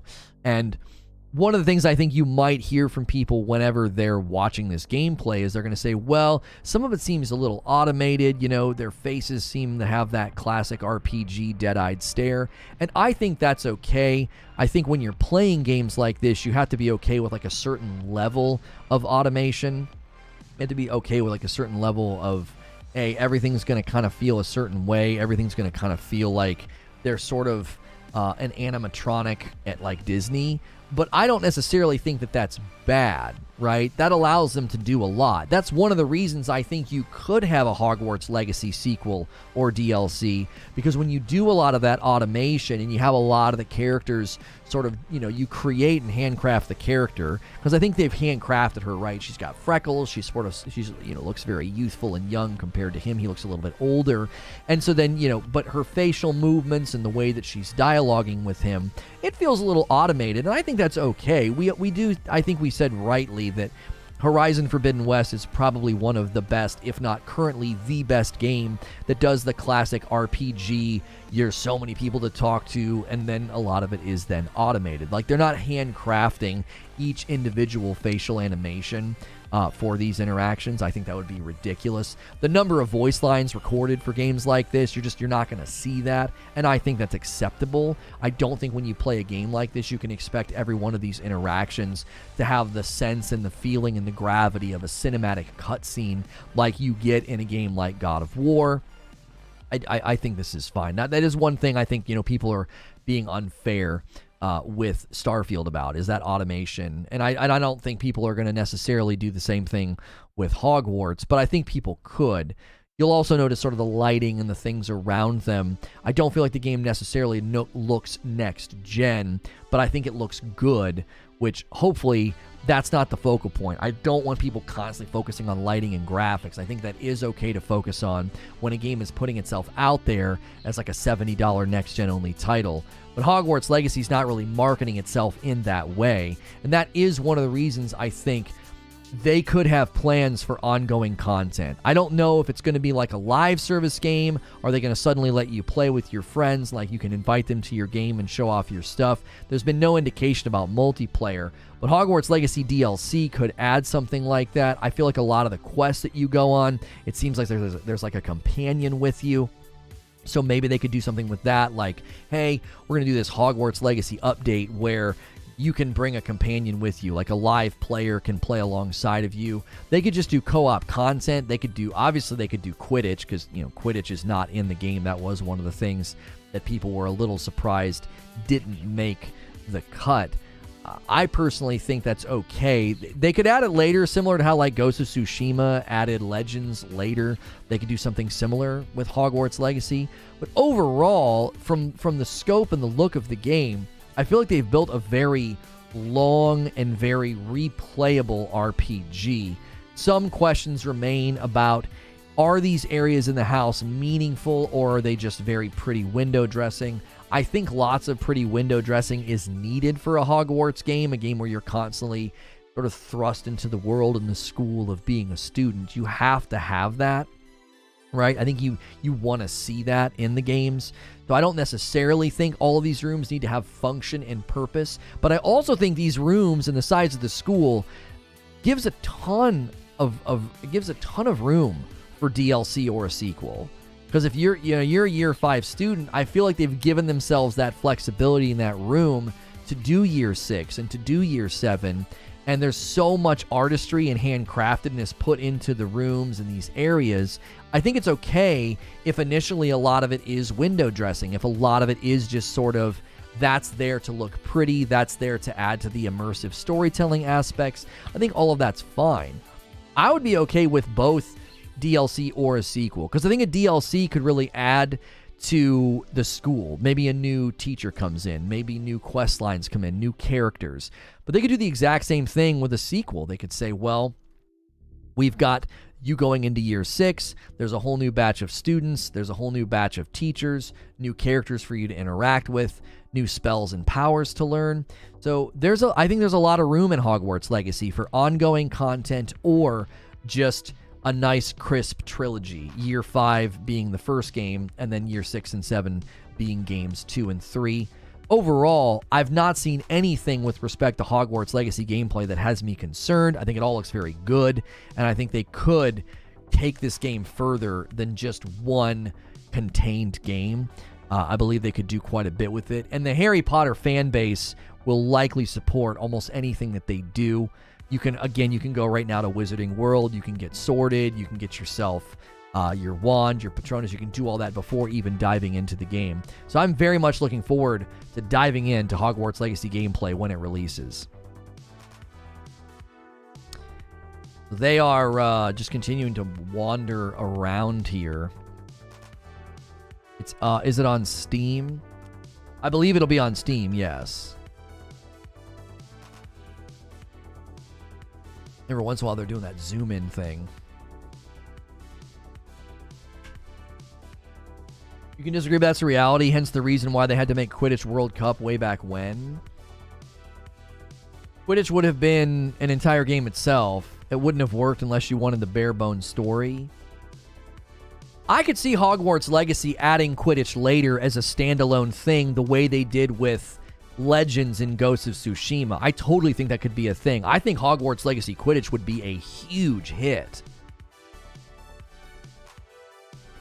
I do. I think it'd be a huge, huge hit. Let me do that. Making myself some notes here. Let's do that. Which is some crazy concept that needs a Madden level of development. It's a pretty simple game type. Yeah, I don't think it would need to be a separate game. It could be a standalone thing the way they did Legends, because I do think you'd almost want to have a different team developing it, right? You know what I'm saying, Gilly? I think you'd want a different team developing it, like a team that understands those kinds of mechanics, because it's very different to design something like that than designing quests, rooms, or combat. I do think that's a very different skill set of development, you know? If you guys have been enjoying the discussion and the breakdown, we greatly appreciate you supporting the channel. An easy way to support is to smash like. If you've already hit like, thank you so much for doing that. We appreciate the people that come in and just do that instinctively. Sometimes we do have to remind you. So if you haven't hit the like button yet, be sure to do that. I don't know, Quidditch's DLC seems too narrow. I actually don't think they would do Quidditch as DLC. I think what they would do is they would do DLC with missions and actual things to go do. I feel like Quidditch would be a standalone side thing like they did with Legends and Ghosts of Tsushima, because Legends was not something that they charged for, and it really wasn't classified as DLC, right? It was more classified as like almost like a free standalone game, you know. That's how they almost they didn't really ever come out and call it anything other than it's a free standalone thing. It's a free download, free game mode, I guess you could call it. You need broom physics, ball physics, aerial spaces. It has to be done right. Yeah, I don't think it would be as simple as just being like, you know,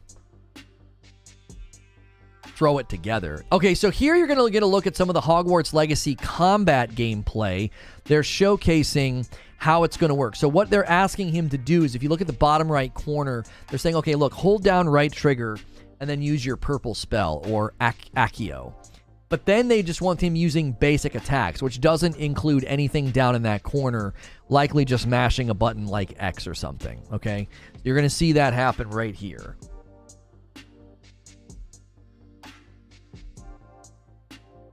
Yeah, there's still no Switch release date. That's right, Smashville. It's releasing February 10th, but we do not have a Hogwarts Legacy release date for the Switch. We don't have that. I wish more games was like Ghost. Very little UI on the screen. Love that. Win guides you. Yeah, I like how you can make... I'd swipe down on God of War to make the UI disappear and reappear. You tap R2 for basic attack. You hold it. Oh, so, okay. Okay, so Phantom Phoenix has given us the deets there. Okay, so you tap right trigger and you just do a basic attack, and then you hold it to access spells. I'll be honest, that feels like a bad decision. Right? I feel like that's a bad decision. The Xbox One is holding this game back. Oh, stop it. I don't like when you use the same button for different things. Like, do you see what I'm saying? When's it gonna know I'm holding? At what point? At what millisecond does it know that I'm holding the trigger or tapping the trigger? Like, why wouldn't you just make it to where it's a completely separate button? I don't like having that. Agreed. It causes for dropped combos. Yeah, it's like easy for you to make a mistake, or it's gonna misread the tap. Like, hold and press, and then tap, tap, tap, hold and press, tap, tap, tap. I don't know. I would prefer to be like, hold, do my spell, let go, and smack, smack, smack on a button, and then go back to holding and pressing. I'm sure you can button map. Yeah, I'll remap that. I never like when they do that. What if it's haptic like Returnal? I shut that off in Returnal. I did not like how they did that. The alternate fire being like a full trigger press and the regular fire ADS being half a trigger press. I thought that was so dumb. I switched that to L1 is my alt fire in Returnal. It's too easy in a panic to squeeze the trigger a little bit too far. If you hold R2 and then press OX square or triangle for your special. You love the haptic trigger in Returnal? I panic. R1 should be basic. Yeah, you just press R1 or any of the thumb buttons. Right? Any of the thumb buttons would work. Should be L2 hold for spell, R2 for basic attack. That makes sense to my brain. Like typically when you're gonna do like a hold button and then it pulls up, it's usually L. It's usually L2. I think R1 is the parry. Oh, well, maybe that's why they don't have it set that way. I mean, maybe there's a lot of combat depth, so you just can't do that. You can't have buttons, multiple buttons doing things. Because right here, he's going to do a parry. So, I don't know what he used there to parry. That they might say in the video. But see how he gets the warning around his head? So he gets this warning around his head, so he knows an attack's incoming, and then he times it correctly, and it deflects back at the guy. So you get like warnings that attacks are incoming, and then he deflects at just the right time. L1's for the tools thing. Okay. I want more games to use that stuff. It's extra buttons if done right, but can't lean into that on a cross-gen platform game. I actually think the haptics, I'll be honest, I think the haptic triggers are overrated. Having resistance on my triggers is so overrated. I love the vibration. I love the feeling that I had when like pulling back the bow in Horizon, but having resistance on the triggers and like half a pull to do this and a full pull to do that, I think it's so overrated. It's such a gimmick because it makes it so easy to make a mistake. It's not precise, right? There's a lack of precision on that, like half a pull versus a full pull. I think it's a cheesy gimmick. You want to make me feel more immersed in your game by using vibrations. You want to make me feel more immersed in your game by having, the feedback in the trigger that I can feel. That's totally fine. Having the triggers resist me and having like a half pull versus a full pull, I think it's just stupid. I felt it in Godfall and thought it was breaking the controller. Yeah, it doesn't. I just don't think it feels good. I think it's something that needs more work. I don't think it translates in a good way. It leads to me making mistakes, and it leads to me making me feel like the controller's acting funky.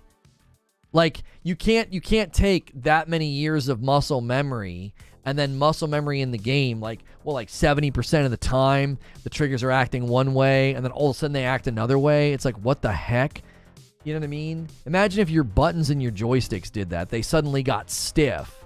Like, oh no, yeah, it's stiff all of a sudden, and your joysticks aren't moving as well, and your buttons aren't pressing. You have to press them harder. I think it's dumb. I think haptics and DualSense fit so good with this game, it'll feel way more magical. Oh, the haptic feedback they've talked about in the little speaker for, when you're mixing and doing stuff with different spells, I think is great. I actually think, yes, that will be really, really good. I think having the triggers do the resistance thing, and a full trigger pull does something versus a half a trigger pull. I can't think of another word. I just think that that's dumb. Making the controller suddenly behave in a way that's counter to decades of muscle memory, I think it's dumb. Like, again, if suddenly your buttons were stiff and didn't press, you had to press really hard on the X button, or suddenly your joysticks were really, really stiff and you had to, like, pull on them really, really hard. I don't like that. It feels like, I don't know, it's like the power steering on your car suddenly going out, and you're like all of a sudden you're yanking on the wheel, and it feels like you're driving through sludge and cement.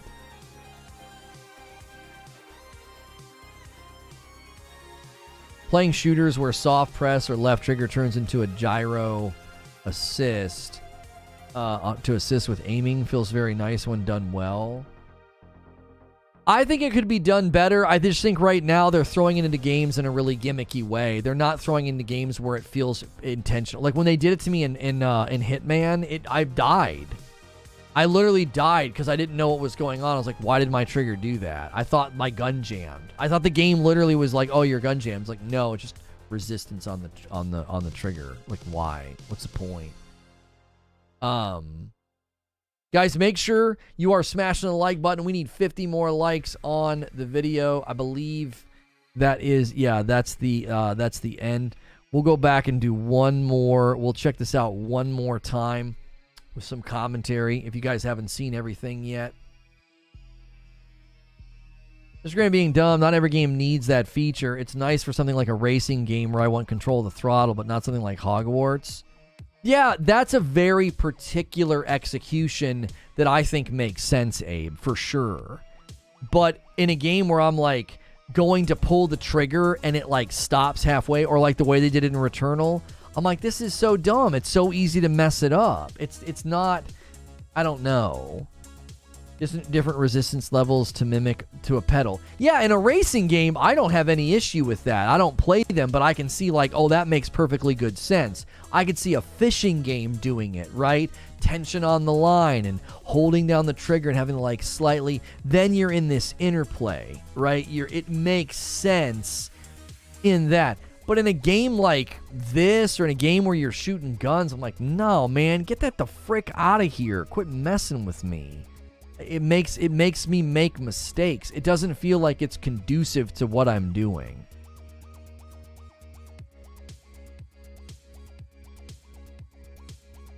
How are you enjoying God of War? I'm loving it. I'm going to continue my play session today. For those of you that don't know where I am in the game, we are heading to Vanaheim. If that's a clue that you'll be able to watch and hang out or not. If you've not gotten to Vanaheim, then you don't want to watch today, because you're not expecting it. Even once I expect it, I can't shape my muscle memory around it. It's like I'm an old dog. You can't teach me new tricks like that. Like suddenly having a trigger in a shooter where it's like, hey, when you aim, if you pull the left trigger down all the way, this is going to happen. If you pull down the left trigger halfway, then this is going to happen. I can't rewire my muscle memory around that. I've been playing shooters literally since Wolf 3D. It also causes fatigue using it. Yeah, you're having to use a part of your brain. I don't know. You're having to be way more active in a repetitious action. Guns, I don't remember them vibrating. Maybe vibration after firing, but not when aiming. Aiming has to do more with breathing. Some games I think mimic that pretty well. Unrelated, coming soon to Game Pass, we've got Darktide, Dune, Ghost Lore, Lappin, Gun Rave. Oh, that Gun Rave core game looked really cool. It did. I remember that game looking really dope. If it's done right, like in Returnal, then it can feel very intuitive. I would argue that it doesn't feel intuitive in Returnal. It's extremely easy to mess up. Accidentally shooting off your alt fire in Returnal is so irritating. Like it's really easy to do, right? You get taken by surprise, or you're trying to like aim really, really quickly. It's like super, super easy to pull the left trigger down all of the way. Do you know what I'm saying? It's like it's easy to mess up. And what are you messing up? You're not messing up something that's finessed or challenging or difficult. You're messing up a basic mechanic of alt fire. You know what I mean? You call it Gungrave? No, I called it Gunrave. I said it correctly. I mean, look at the artwork. It says Gunrave Core. There's no G. It's Grave. It's Grave? Where's the other G? The way they have that designed as artwork, it... What?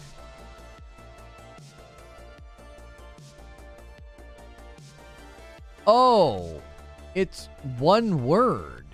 Gungrave Core. What the frick? Look at the big G is doing double duty. What big G? Look at that artwork. It's the word gun and then the word rave and the word gore. So that big artistic piece next to it, that's a G for grave, but not a G for gun. Like, look at how bad that artwork is, Eugene. You see why I called it the wrong name. Look at the artwork. It's one word. Yeah, and as one word, look at how they have it on that Game Pass advertisement. It looks stupid. Bro, give him a big afro. I don't think there's an afro in the game. Yeah, look at that. That doesn't look right.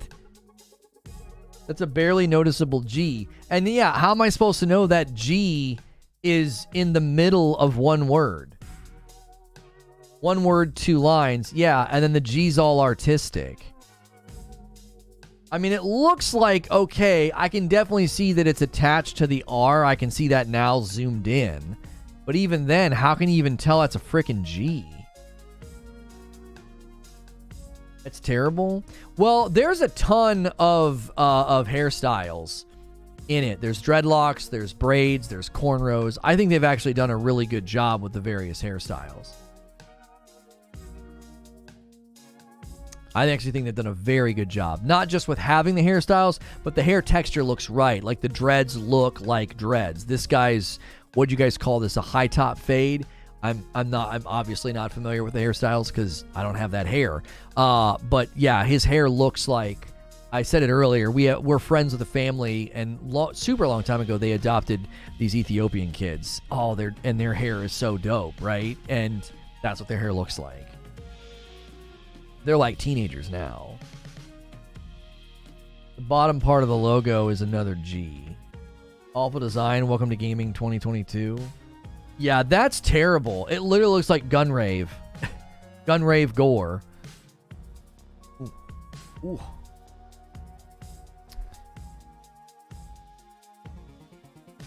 Can we get 40 more likes on the video? If you guys have already smashed like, you're the best. If you haven't hit like yet, you probably just forgot to, so be sure to do that.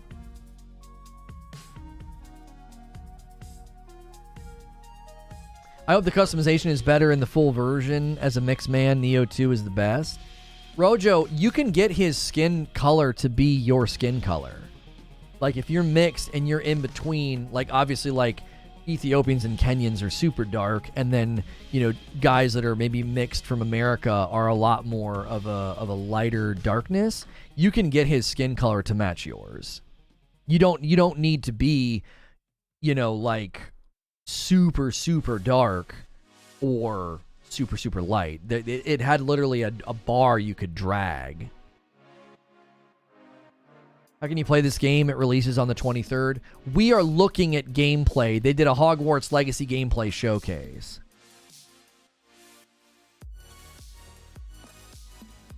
It's the problem is mostly like my hair is straight and curly, so it's hard to find the exact texture. Yeah, we have friends of ours. The husband is black and the wife is white, and all three of their kids, they all look very different. The youngest boy he could pass for a white boy, but then the daughter is darker, and then the other son is like in between, and all their hair is different. Their hair is just gorgeous, just amazing texture, super soft. It like when you touch their hair, it doesn't feel like real hair. Like it feels too soft. It's like, what in the world? How did you do this? Just absolutely beautiful. Well, it's going to be hard to get that in a game because you're blending two different hair types. Do you know what I'm saying? So like you have like the softness of like a white person's hair, but then you have like the thickness and like the beauty, like just that really nice curl that you sometimes see with black hair. It's awesome. Their hair, like, I'm kind of jealous of their hair sometimes. Well, it's hard to get that in a game. You know what I'm saying? Because obviously this guy's hair is more of a traditional black man's hair texture as compared to somebody who has more of a mixed hair texture. So I think that would be hard. I feel like if you go back to the part of this video where they show all the different hairstyles, I did feel like they did a good job trying to have a spectrum of hair texture and hairstyle. I've rarely seen games get black hair correct. It's usually like you get an afro and that's it, or maybe you get like braids and that's it. And in this, they've got a variety of hairstyles. Like the dreads look really good. There's a couple different versions of the braids. There look like there might be like a low-level afro, not like a fully blown out like 80s discos afro, but like a more modern, low-key afro.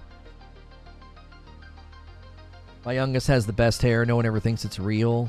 Yeah, I don't know what happens. I don't know what happens with, you know, with when you mix those hair textures, right? And you have a baby, right? You got a white parent and a black parent.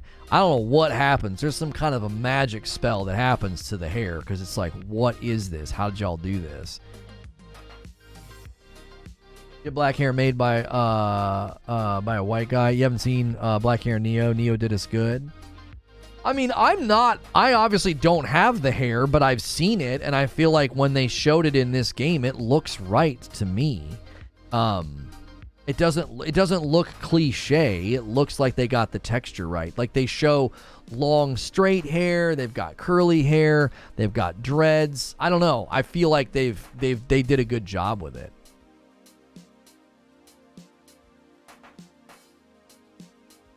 The Games Association is going to take away points. Oh, I don't think so. I think that's going to die down like right away. I don't think people are going to review this game harshly because of that. I think the gaming community is going to do what they do best. They're going to chase the money.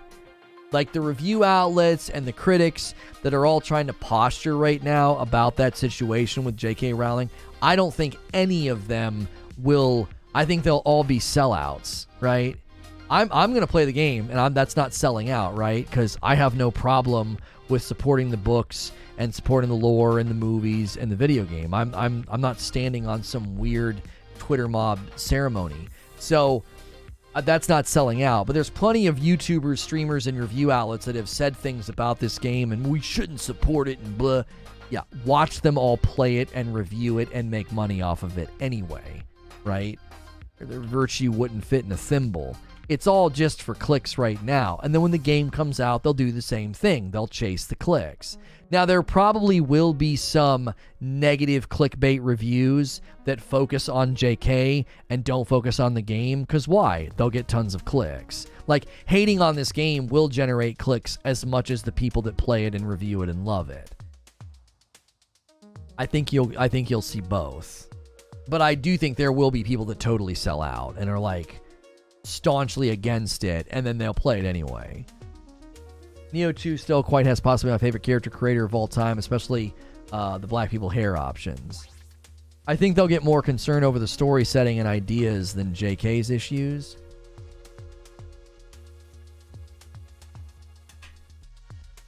What do you mean, Eugene? Like, they'll worry about it not being accurate?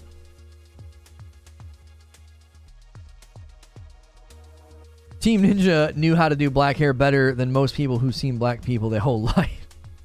I mean, I'm about as white as they come, and even I've noticed that in games recently. I'm like, man, that's not what black people hair looks like. Like, what the what? Like, You know what I mean? And I know what that feels like because I always want there to be beards. Now, I don't need beards in this game because you're a student. You're like a 15-year-old. That's totally fine. But like, I know what that feels like. You want to make the character look like yourself. And you're like, man, where's my beard? Where's my hairstyle? I think it's totally fine to try to do that and to work on that. Is that what the hairstyles were like in the 1800s? Well, it's pretty clear, Sven, that they have hairstyles that are intended to make you look like you're from the 1800s, and then they have more modern hairstyles, like his high top fade and the dreads and the braids. I don't think you would have necessarily seen like the one. It's like cornrows. It's like you wouldn't have seen that back then. Well, maybe you would have. I don't know. I'm not an expert on hairstyles from the 1800s, but it does look more modern. Right? There was a pompadour and there was like, froofy, messy hair that you wouldn't have seen till much later, right? In like 50s, 60s, 70s, the 1950s, 60s, and 70s. There's definitely hairstyles from the 1900s in this game that might not have been present back then,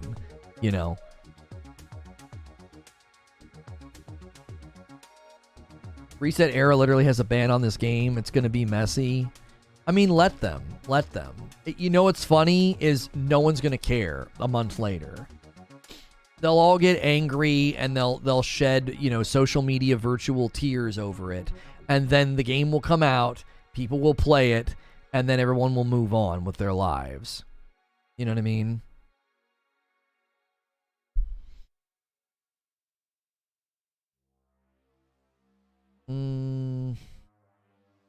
The conversation's nerve-wracking. I feel like this is ripe for an out-of-context clip. I can't bear the thought of a second Lono cancellation, but I commend your bravery. It's not bravery when you see that the cancel mob is toothless dogs. Like, I dare the mob to try to cancel me again over clips about J.K. Rowling. They can frick all the way off. Thanks for the relevancy and the clicks. It'll help my channel.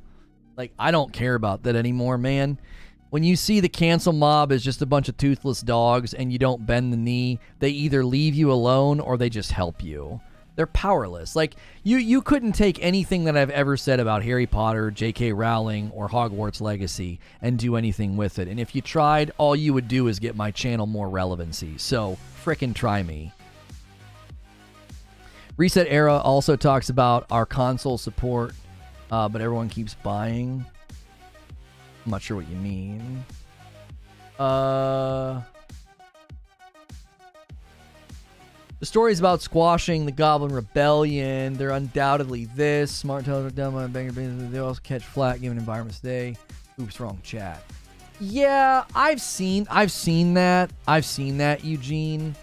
I just don't think that's gonna get a lot of traction. I really, really don't. Do you know what I'm saying? Like, I could see somebody trying to say that. Like, I know Jon Stewart tried to say that. I just don't think you're going to get a lot of traction with that. You know what I mean? That's the Goblin trope is so closely related to the Dwarven trope in Tolkien stuff that I don't think it has legs, personally. I just don't think it does. I think it's very tenuous. I think it's very weakly argued. I think it's a lot of projection. I think it's easy to connect dots. I remember when people tried to do that with the Gungans in Star Wars Episode 1. I remember when people tried to do the exact same thing with the Gungans in Star Wars Episode 1, and I just felt like it was so loose, it was so projection. I don't know. I feel like when I look at the goblins in the Harry Potter movies, I've not read the books, obviously. I'm planning on it. I'm currently reading through Lord of the Rings for the first time. So I'm done reading through the Harry Potter books. Maybe my tune will change. But, like, I feel so much when I watch the movies. They just reminded me of, like, the dwarven stereotypes. They're short, they're gruff, and they care about wealth. Like, that's as far as I think it goes. You know what I mean? And and goblins look like that. Like, if you go back and read, I'm reading to my kids right now, The Princess and the Goblin King or something. And goblin lore was very much similar to dwarven lore. They live in caves. They care about wealth and rocks and jewels and gems. And they're ugly and they have big noses. Like, I don't necessarily think we can look at that and be like, oh, that's 100% a reference to this, and it's supposed to be making fun of these people. When were those books and things established and written? Aren't those tropes more modern in America and would then be, they wouldn't be old enough to make sense? You're not saying it has a bunch of legitimacy. Right, and that's why I think if anybody tries to do it, I'll be like, I just don't think that that's legitimate. You know? I don't think that's legit. I just don't think it's legitimate. I think they'll catch more. Oh, you think they're going to catch more flack from that? Those tropes aren't modern? Okay, maybe they're not modern. What I'm trying to say is, are they old enough to line up with some of the most earlier books written about goblins? Like the book that I'm reading to my children, does it predate those tropes? Do you see what I'm saying? Because I don't get the impression when I'm reading this book to my children that that's what they're attempting to do. Like, goblins are, again, they're similar to dwarven, they're similar to dwarven creatures. They're cave dwelling, they're short, they're ugly, they're scary.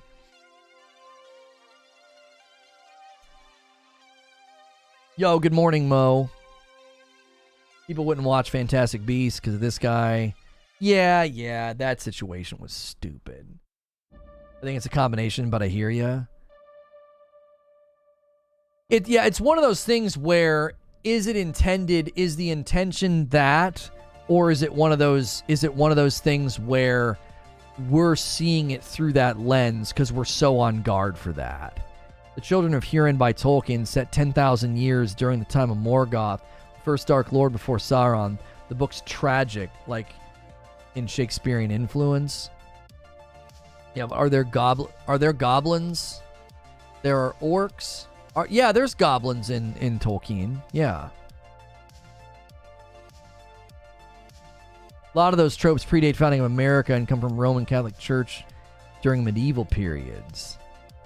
Right, but when did goblin lore start, would be my question. Because if you're literally basing the goblins in Harry Potter based off fantasy goblin lore, it lines up. They are small, they are ugly, and they like treasure and wealth. They're very similar to dwarves. So that would be my question. When Rowling writes and comes up with goblins, is she basing it off of a trope and something that's offensive, or is she basing it off of this is historically what fantasy does with these creatures? They're cave dwelling, they're hideous. Again, in the book that I'm reading, they got these huge noses and they are ugly to look at, and they love rocks and jewels and gems. I'm on the fence with this one, says Captain Steve. The world looks cool, voice acting okay, but the lip syncs suck. No mini games like Gobstones, Quidditch, no multiplayer. Not sure I'm feeling this one. The reason I'm okay with the lip sync thing, Captain Steve, I talked about this a little bit earlier. I think when you're in a genre that does lots of automation, I accept some level of animatronic facial movement, if that makes sense. Like when I'm playing through Starfield, I'm going to have the same attitude. It's like, there's so many characters for you to interact with and so many voice lines. There's going to be some level of automation, and that's just what you're going to get. You're not going to get handcrafted cutscenes that are cinematic like in God of War. I think it's acceptable. I do think Horizon Forbidden West raised the bar. I think when you play through Horizon Forbidden West, a lot of those interactions are very well done, especially compared to Horizon Zero Dawn, because Horizon Zero Dawn was very much animatronic mannequin-esque. Goblins are almost always depicted as bad, therefore they are visualized with bad characteristics and behaviors. That's a good shout and a fair one. Yeah, and I think it's tough because it's hard sometimes for gamers to distinguish. They're like, well, I've played other games with characters and the characters look better and they're animated better. And then when you come and play this game, it's like, why do they look like an animatronic at Disney World? Well, because it's all automated. Goblin lore, using the term goblin, has existed for nearly 1,000 years, but goblins are believed to originate from a similar source to elves and leprechauns, so they have been around for a millennia. Yeah, like small, like treasure-seeking ugly creatures. Goblins, dwarves, leprechauns. I think maybe people, I would really want to honestly study it and say, like, okay, is there any legitimacy to this? And I do think it gets difficult. Like, does somebody in 2022 need to be well-versed in dwarven goblin lore if you're going to include them in your movies or your books? Or are you just using them because everybody knows what they are? Like, you don't have to tell somebody, this is a dwarf, this is an elf, this is a giant, this is a centaur, this is a minotaur. I just wonder is there some sort of due diligence, is there an imperative on modern day authors, movie makers, and video game makers to be like, hey, don't you dare do that with goblins because you continuously link them to tropes about a particular people group. It's like, well, wait just a minute. You could probably do that with a lot of things. Like they did with the Gungans in Star Wars Episode 1, and there just wasn't any substance to it.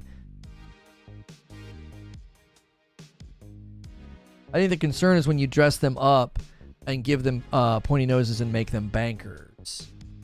Yeah, but again, the pointy noses is how they're described in the book I'm reading to my children. They're cave-dwelling, and they have these super long, pointy noses. It's actually something they're supposed to be proud of in the book I'm reading, and then they're proud of the fact that their feet don't have any toes. So there's somebody in the book, she's hiding her feet because she doesn't want them to know she has toes.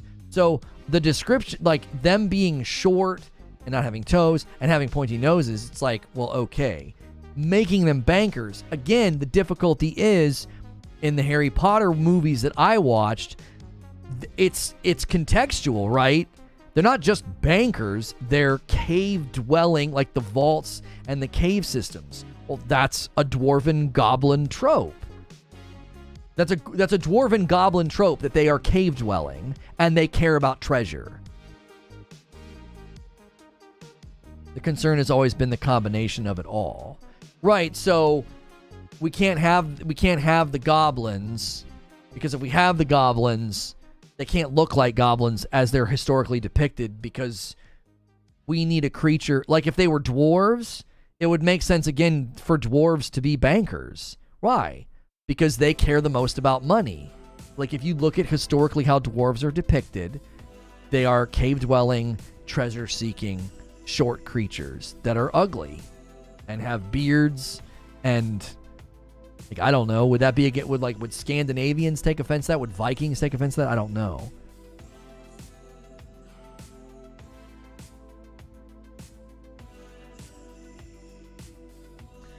They're being in charge of all the wizarding money, showing great power and influence. Can't see that as a negative. Stop talking about yourself in the third person, man. You aren't that ugly. Shut up, Wheeze. Say this for 5 times, please. No, I don't do that. Thank you for the $5, but I don't do that on command. I don't know.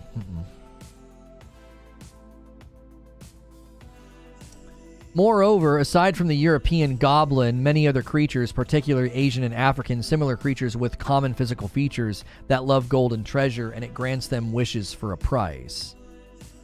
Right, like short, whimsical creatures that live in caves. So like their stature makes sense. Their stature is not meant to be analogous, I don't think, to a people group. Their stature is because they're cave-dwelling. Like, you would be small. It makes sense, right? You're not going to have giant Leviathan-like creatures living in caves.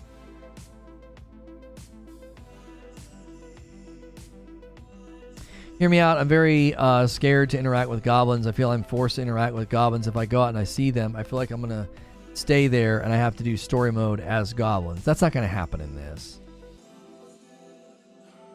Fun fact, most Vikings were 5'7" to 6 feet tall, and they rarely wore horned helmets. Huh. I absolutely love the way the game looks, and the customization seems good from what they showed. But my worry is if the game will optimize for old gen. Jess with a $5 tip says, I love you. Thank you for the $5 tip.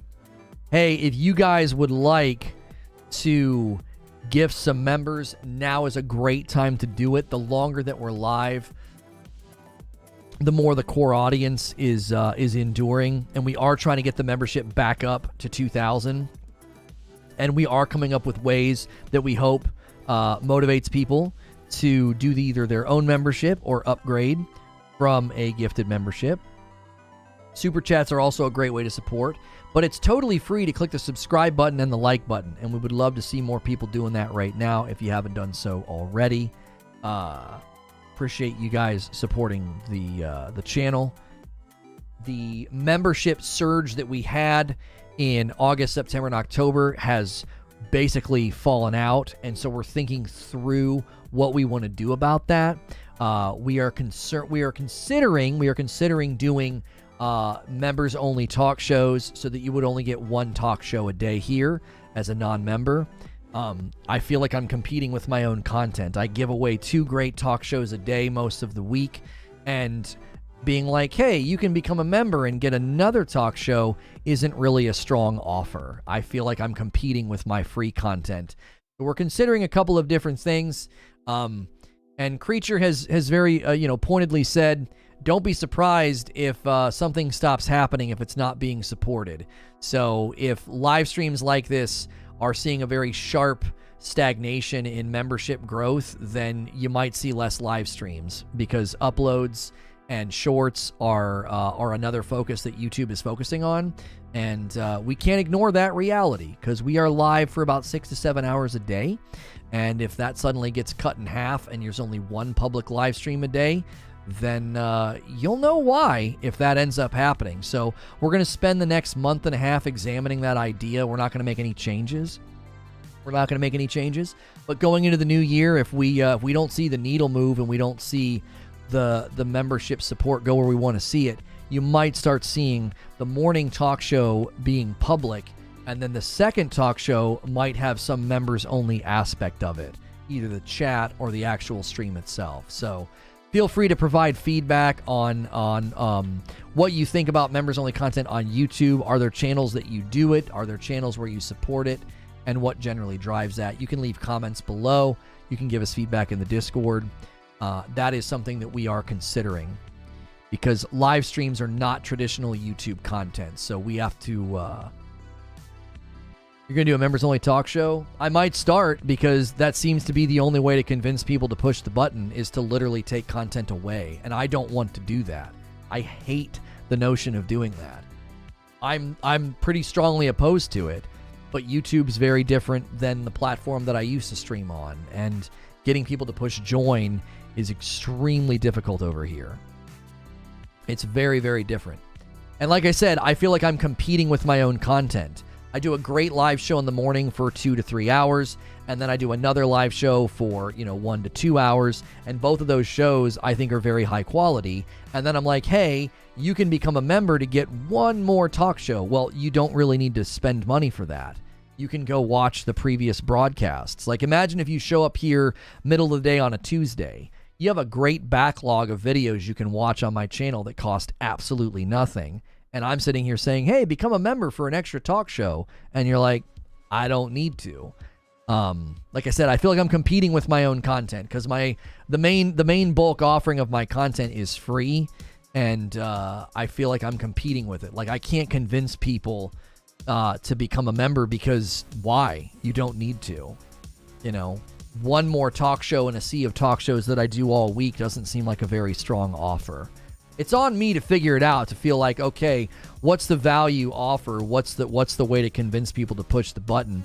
Because primarily, we still are seeing mostly the same people continue to do membership that have been doing it all year long. And we want to think that through, right?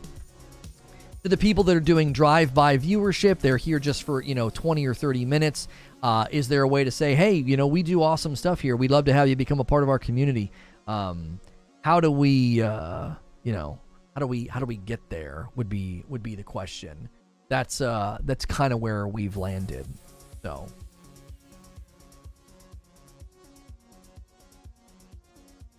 Can't blame someone who sees this, who sees all the context and is like, nah, that's too far.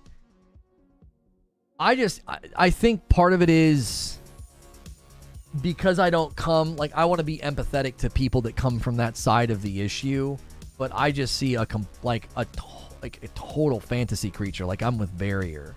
But again, I'm not from that side of the issue. So they see the tropes, they see the political cartoons, they see, you know, the history of artwork that depicts them in exaggerated ways, and then they see that and they're like, okay, what the frick are you doing? Like, this looks like a, you know, propaganda poster from the 50s or something. I'm making that up. I don't know when those sorts of things happen, but because of the history, I could see somebody looking at that and being like, what the frick?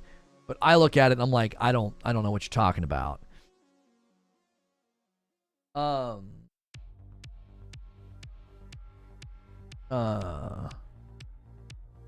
Not your content, your issue that are employed similar boat as freelancer, your content's good. I know that there are people who cannot afford to do memberships, but the number of views we get on this channel in a given day, the number of views that we get on live streams, I can't look at that. I can't look at reoccurring audience numbers and not conclude that we are doing something wrong. It's not on the viewers to figure this out, right? It's not on the viewers to figure it out. But I can go to my audience tab, right? And I can see that, as an example, last week, before, all last week, there's this great purple line. Returning viewers on Monday, over 6,000. Next day, over 6,000. Next day, over 7,000. Next day, over 6,000. Next day, close to 6,000, right? So Monday through Friday, around 6,000 to 7,000 people are coming back to the channel, right? They're returning. They like what I'm doing. That's a healthy thing to see. That's a feather in my cap. People are coming back, right? It's really hard to be like, yeah, 6,000 to 7,000 people a day are like, bro, I'm on hard times. I can't afford a membership. Now, there's a percentage of those people that, yes, cannot afford a membership. That's why we have gifted memberships, to help kind of pick those people up and let them be a part of what's going on. But when I look at that number, I'm thinking, we're making a mistake. If I'm getting that level of viewership return, it's a very healthy viewership return, and I'm not getting those people to push the join button, then it's on me to figure out, okay, what do I need to do to change this reality, right? I don't want to sound harsh, but it's YouTube. People will just go find a video to watch for free. I like your content since finding you, but pay to watch me at under 100,000 subs might not go well. Right, and there's a tension, right? So when I had a graphic design business, I had a guy tell me once, he's like, you need to double your rates tomorrow. And I was like, what? He's like, you're not charging enough. He's like, if you double your rates tomorrow, you'll get better clientele. Oh, okay. So there's this tension of wearing the clothes for the job you want, positioning yourself and saying, we have high value content here and we can't make it all free. We put on a show that is at the top shelf level of quality and production of other live talk shows on YouTube, and we're giving it away for free. Now, that model works when you have a massive volume of support. It's like, yeah, we can just keep giving away the content for free because the support volume is there. But when the support volume's not there, you have to start to question, do we structure things a little differently? Do we say first show's free, second show, the chat's members only? So it's still free to watch, but chat's members only. Like, do we softly integrate this idea of, hey, interacting with me in the live environment, that's a premium product. That, you know, we ain't giving that away for free, right? But there, you have to be careful on YouTube. You don't want to show up at McDonald's wearing a tuxedo. Well, I'm dressing for the job I want. Well, okay, you're a manager at McDonald's. Dressing nice is appropriate, but overdressing would make you look foolish, wouldn't it? You would look foolish. You would look out of place. So as a content creator with 22,000 subscribers, I need to be careful that I don't position myself and look foolish of like, oh yeah, you pay me money, bro. Like, you got to be careful with that. Like, Doc's got 20,000 viewers, so of course he runs a members only chat.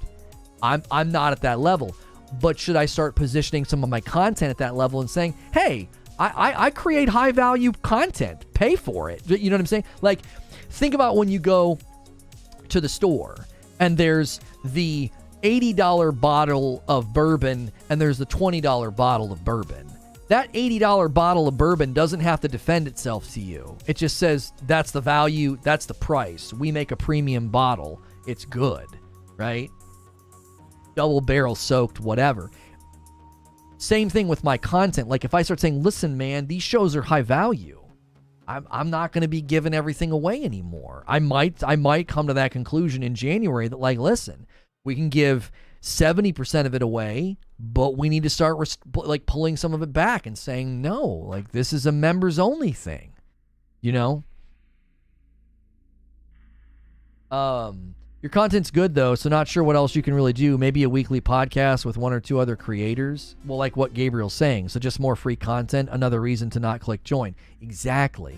See, you're clicking with what I'm saying. It's like, I'm actively giving you a reason to not become a member. I am. Think about it. There's plenty of people that don't watch me every day. So let's say you watch me on Wednesday and you hear me say, hey, you can click join and you can become a part of a members only talk show. Guess what? If you're subscribed to my channel, you're like, I have 4 backlogged episodes, Lono. I don't need to press join. You did 2 shows on Monday. You did 2 shows on Tuesday, right? I don't need to pay any money, Lono. You got all these great backlogged episodes. I just got here on Wednesday. I don't need to spend any money. Like I said, I'm competing with my own content. I'm also competing with the rest of YouTube, but I'm competing with my own content. I just don't think YouTube has a culture like that. I don't want to sound like a jerk just giving opinion. No, Donald, I'm not under this illusion to think that the culture of monetization and spending money is supported on YouTube. It isn't. We're trying to foster that softly. I'm trying to softly say, hey, we do more here than hot take uploads and clickbait impression farms. Like, we foster community. We have a very interactive live stream. We have a live stream that you can't really experience virtually anywhere else on the platform. I believe that. I do. I believe our content's high quality. And sometimes you got to put a price on something. If you're good at something, never do it for free, right? Like, you can't just keep giving away what you're so good at. Like, I'm very good at live stream interaction. It's just where my skill set lies. I've always been able to do it. So there's that question of, should you just constantly give it away? I respect and appreciate you don't sell out and try to monetize everything. Yeah, I hate the notion of being like, well, we need to start to put some of this content behind a paywall. I didn't like doing that with Friday nights. We originally made Friday nights anybody could watch, but they started performing so poorly. I was like, nah, we'll make Friday nights, a members only perk, YouTube community is still learning to interact with live content. The normies are here. Normies do not interact all that much yet. Purple has the early adopters for now, but won't get normies. Yeah. Yo, thank you, Pooger, for jumping back into the tier 2. I like the members only chat idea. Honestly, it seems like the most fair and incentive way to join and engage with you. I think half or a quarter of the content is free. It's a taste for those walking into your channel for the first time, but the rest that you put being a membership is for those who want to see the good stuff. Best gaming talk show. It's the first thing I turn on in the morning. Thank you. I appreciate that. I'm retired apparently, but want to support. I do enjoy the content. I appreciate that. I have never done a join on YouTube other than a channel that has $1 join, just not the culture here. No, and pros, I know that. So my point is, what can I do to make you say, oh dang, I've never done this before, but now I kind of want to? Just going to give my 2 cents. I joined not to gain access to your content, but I support and enjoy your content. Obviously, others may have a different perspective. Anbu, I would say that most of the people that are currently members right now, they have your attitude. I'm considering all of the other people out there. There's this entire culture. Like I said, I'm getting 6,000 to 7,000 people to come back to the channel every day. Why aren't they pushing join? It's up for me to figure that. It's up to me to figure that out. What is it? What am I failing to do? Is it just a culture thing, or am I not structuring things in a way that actually makes somebody say, you know, I've never really done a membership on YouTube, but dadgummit, I feel like I kind of have to now. Like, this is good content. What about ads? I don't think ads are conducive to the live environment. I don't want to start running ads. I have premium, so I don't see them. No, running ads doesn't help the show. Would doing the first hour free and then doing a Q&A or a deeper conversation behind a membership a crazy idea? We're considering doing something like that, Noberto, where the morning show would be free. Then we would do like a 10-minute premiere, and then that premiere would roll over into a members-only discussion. So people would be like, oh, that was a great 10-minute video. He had a hot take on Game Pass. I want to go debate him.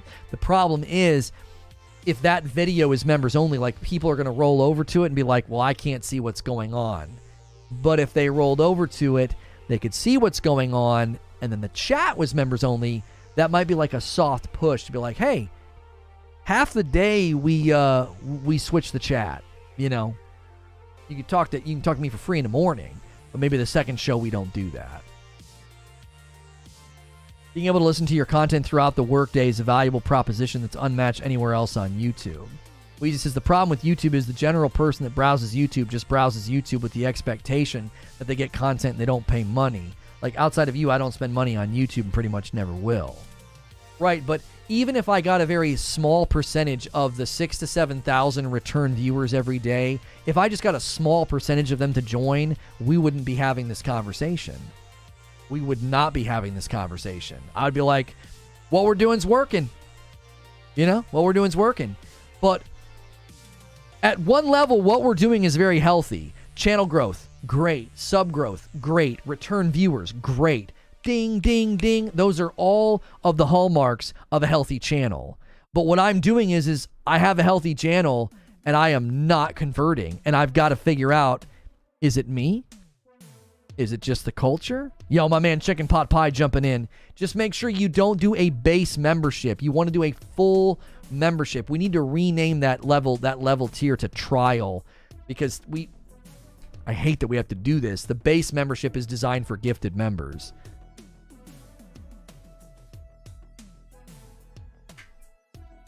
The live aspect is the hurdle in figuring out how this works best for you. Most YouTube content is not live. So how the content's created and published allows for a greater degree of flexibility. I think a lot of people on YouTube use it for a free resource to watch sports highlights, music stuff, etc. Whereas the people gravitated to the purple platform to follow people, etc. Yeah, but clearly we're doing something right when we have 6,000 to 7,000 people coming back every day. Right? Clearly I'm doing something right. People are coming back. They're like, oh, I like this show. I like this vibe.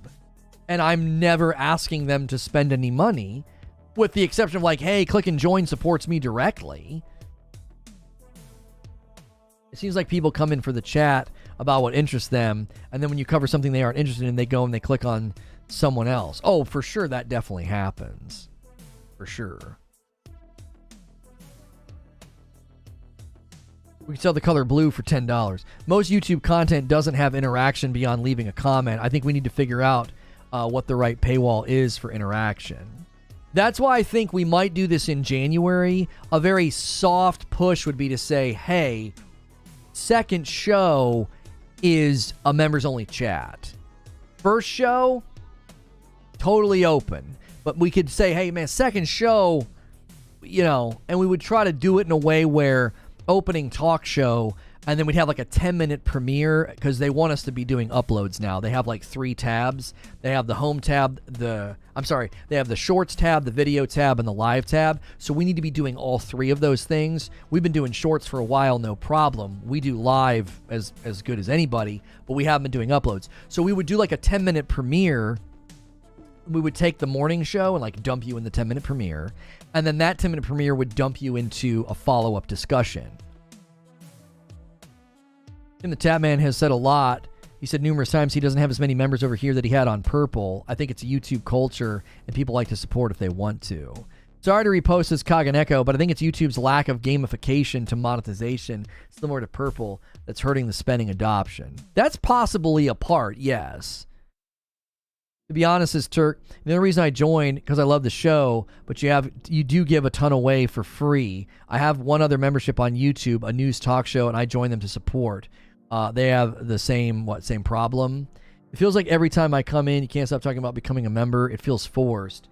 I would become one, but money is not abundant like that for me currently, unfortunately. Well, and that's the problem though, Scott. If I don't mention it, like I've been streaming today for 2 hours and 24 minutes. I mentioned membership twice during that 2 hours, and we're discussing it now because the show's basically over. So in 2 hours and 24 minutes, I mentioned it like twice. And you got to understand, 3,184 people have seen this video, and a fraction of those 3,000 heard me mention it. Because they weren't here at the beginning, they weren't here at the middle, they weren't here at the end, right? Stupid question, where's full membership? I'm not seeing it. I just had one option. There should be like 4 tiers to pick from. Thanks for 6 months, Paul. At a full membership, that's half a year. So it's just like one of those things where like if I don't say it, it won't happen. Like if I went the whole day and I never mentioned pressing the like button and I never mentioned becoming a member, we wouldn't get any. We just wouldn't. Like, you have to mention it. And the only reason we're discussing it right now is I just want people to know, hey, we just had a successful show, good turnout, 2.5 hours, and we got 1 new member on their own, and then everybody else was gifted. There was like 5 gifted, right? Kat did gifted, so we made sure to appreciate and thank Kat for that. So is there a way to say, hey, y'all that are enjoying the show, man, you're going to want to click join. You're going to want to be a part of the membership. And the question will be, why? Why? I think that's a totally fair question for somebody to ask. Why should I give you money? Right? I'll be honest, I think the YouTube audience is older and more mature, and they just are more logical. I'm not just going to give you money because the screen twinkles for a minute. I'm not going to do that. Right? I think the older, more mature audience is like, bro, if I'm going to give you money, I'm going to get something out of it. Right? I think that's totally fair. And I think I haven't been answering that question. An older, more mature viewer, mid-20s and up, I think they're more apt to be like, bro, I'm not giving you money just because I watch you. That's silly. What are you going to give me? What are you giving me? I think that's 100% fair. And I haven't been answering that question. I've been saying, here's a mountain of free content, and I do an extra hour every day with members. Well, that's not a very strong value offer. That's great for people who have been around a long time, but to a new person, that's not a very strong value offer. They're like, okay. I think it's that, and part of YouTube hasn't been monetized since basically inception. I've used YouTube for 15 to 16 years, and all of a sudden you want me to spend money. Why would I do that? Exactly, Wheeze. And I think it's fair for somebody to ask that question.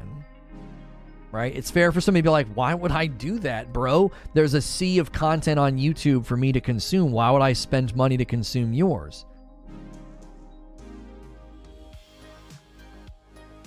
Scripted or filmed gaming news segments and offering that for free while making the talk show paid be worth it. We're kind of considering, like I said, Graydon, sort of doing that in a soft way.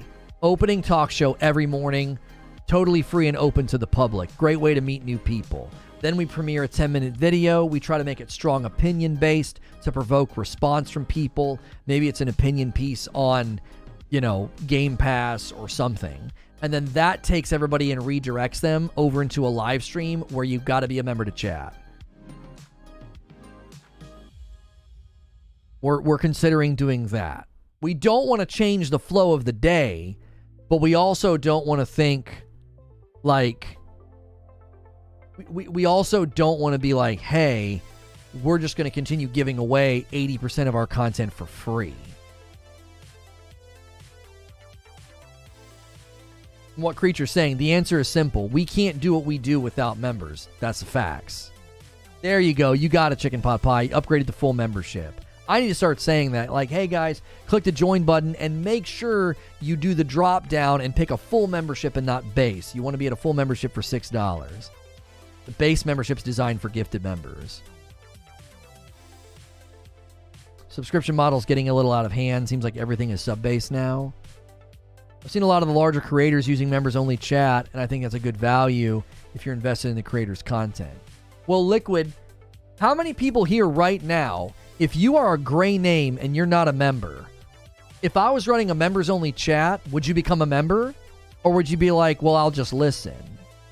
Because if a handful of people every day are going to push the button so they can chat, then that solves our problem. To a certain degree. It doesn't completely solve it, but that solves some of the problem. Like, we kind of just need new folks hitting it. The loyalists aren't going anywhere. They are staying true. But I need new folks to be like, hey, I like what y'all do here. I want to be a part. And we aren't seeing that. And we're questioning, okay, it's on us to figure that out. What do we need to do? Just FYI, I wasn't given a drop down on mobile. I had to go to membership and then change to full. Yeah, membership is also in its infancy to some degree. If it were Doc or Tim, I would just stay unsub. But for someone who's grinding and more in the trenches like yourself, I'd probably sub.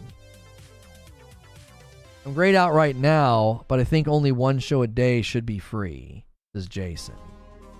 It's funny how many people aren't members have told me you need to just start making your a talk show members only. I've had a lot of people who aren't members telling me that. They're like, you need to make one of the talk shows members only. Like, what?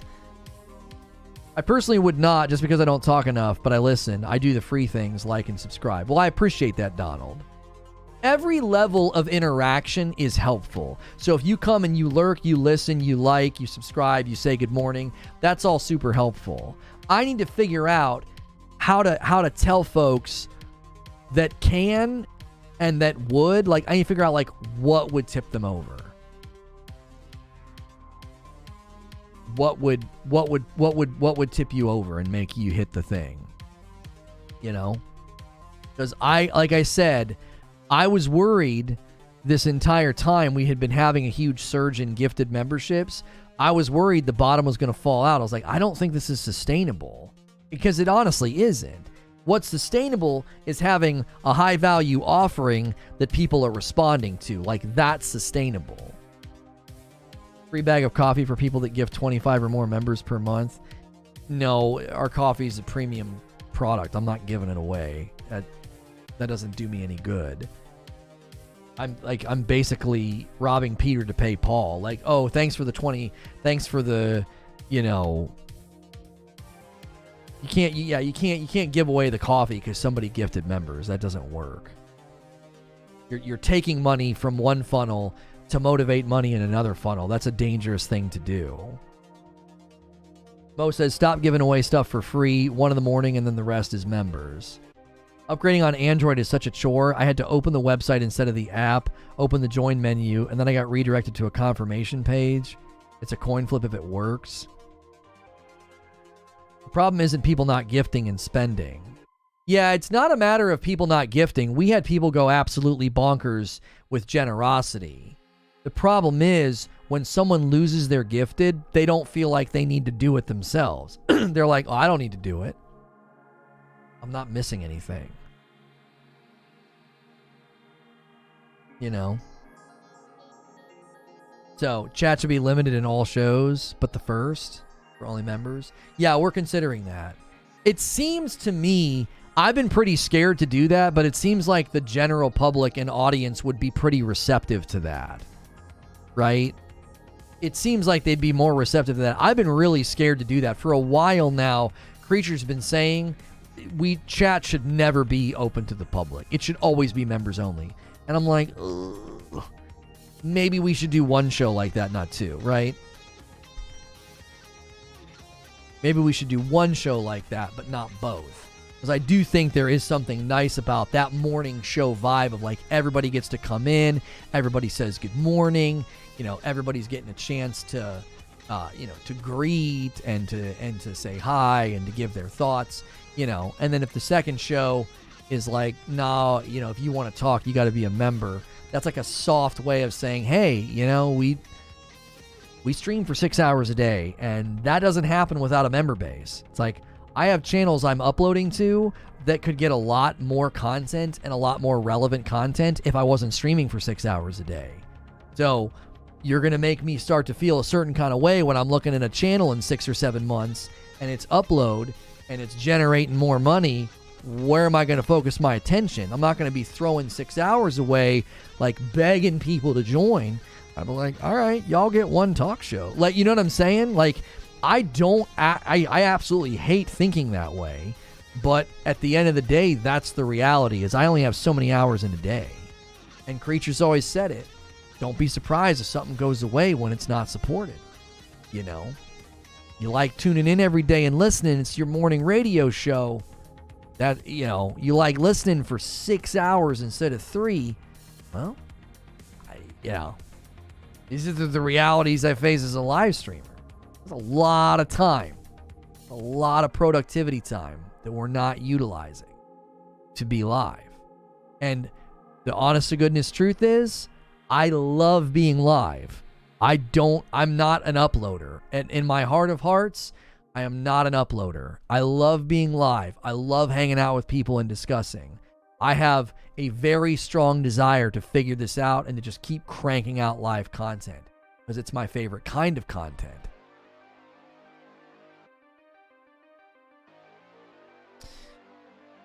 Close chat, see perks, change level, choose level, 4 clicks, says Eugene. If the app doesn't show you, then something's wrong with your app.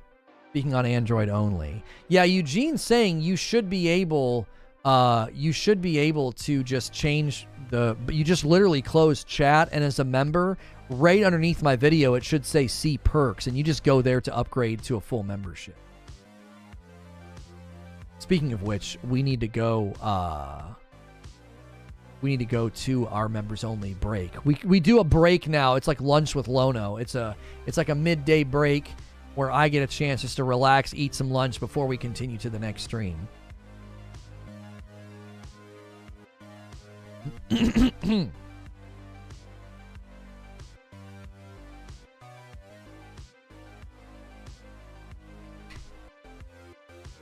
One of the channels I joined had a video series that was members only. It was behind the scenes vlog style series.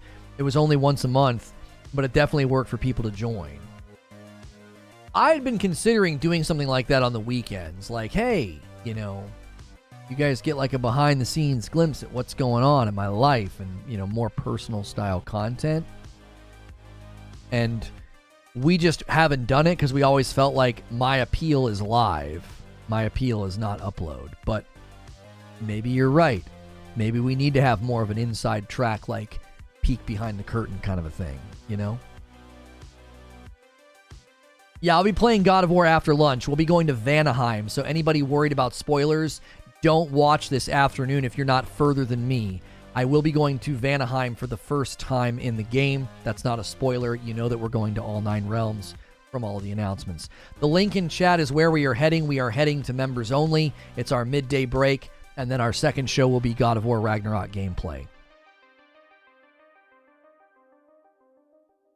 Thanks so much for clicking on this. If you are a member, we do a midday break now. I get to kind of chill, relax, eat lunch before we go to our second show of the day. As a reminder, you need to go to your perks or your channel membership tier level on mobile. You click your icon up in the corner and you go to payments and memberships and upgrade to base level membership. It's $6 instead of $5.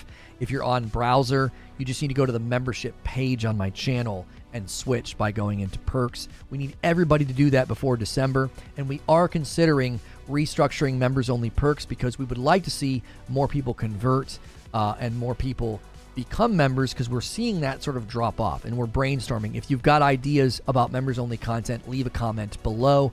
I'm going to end the previous stream where we talked about Hogwarts Legacy and bring everybody over who is a member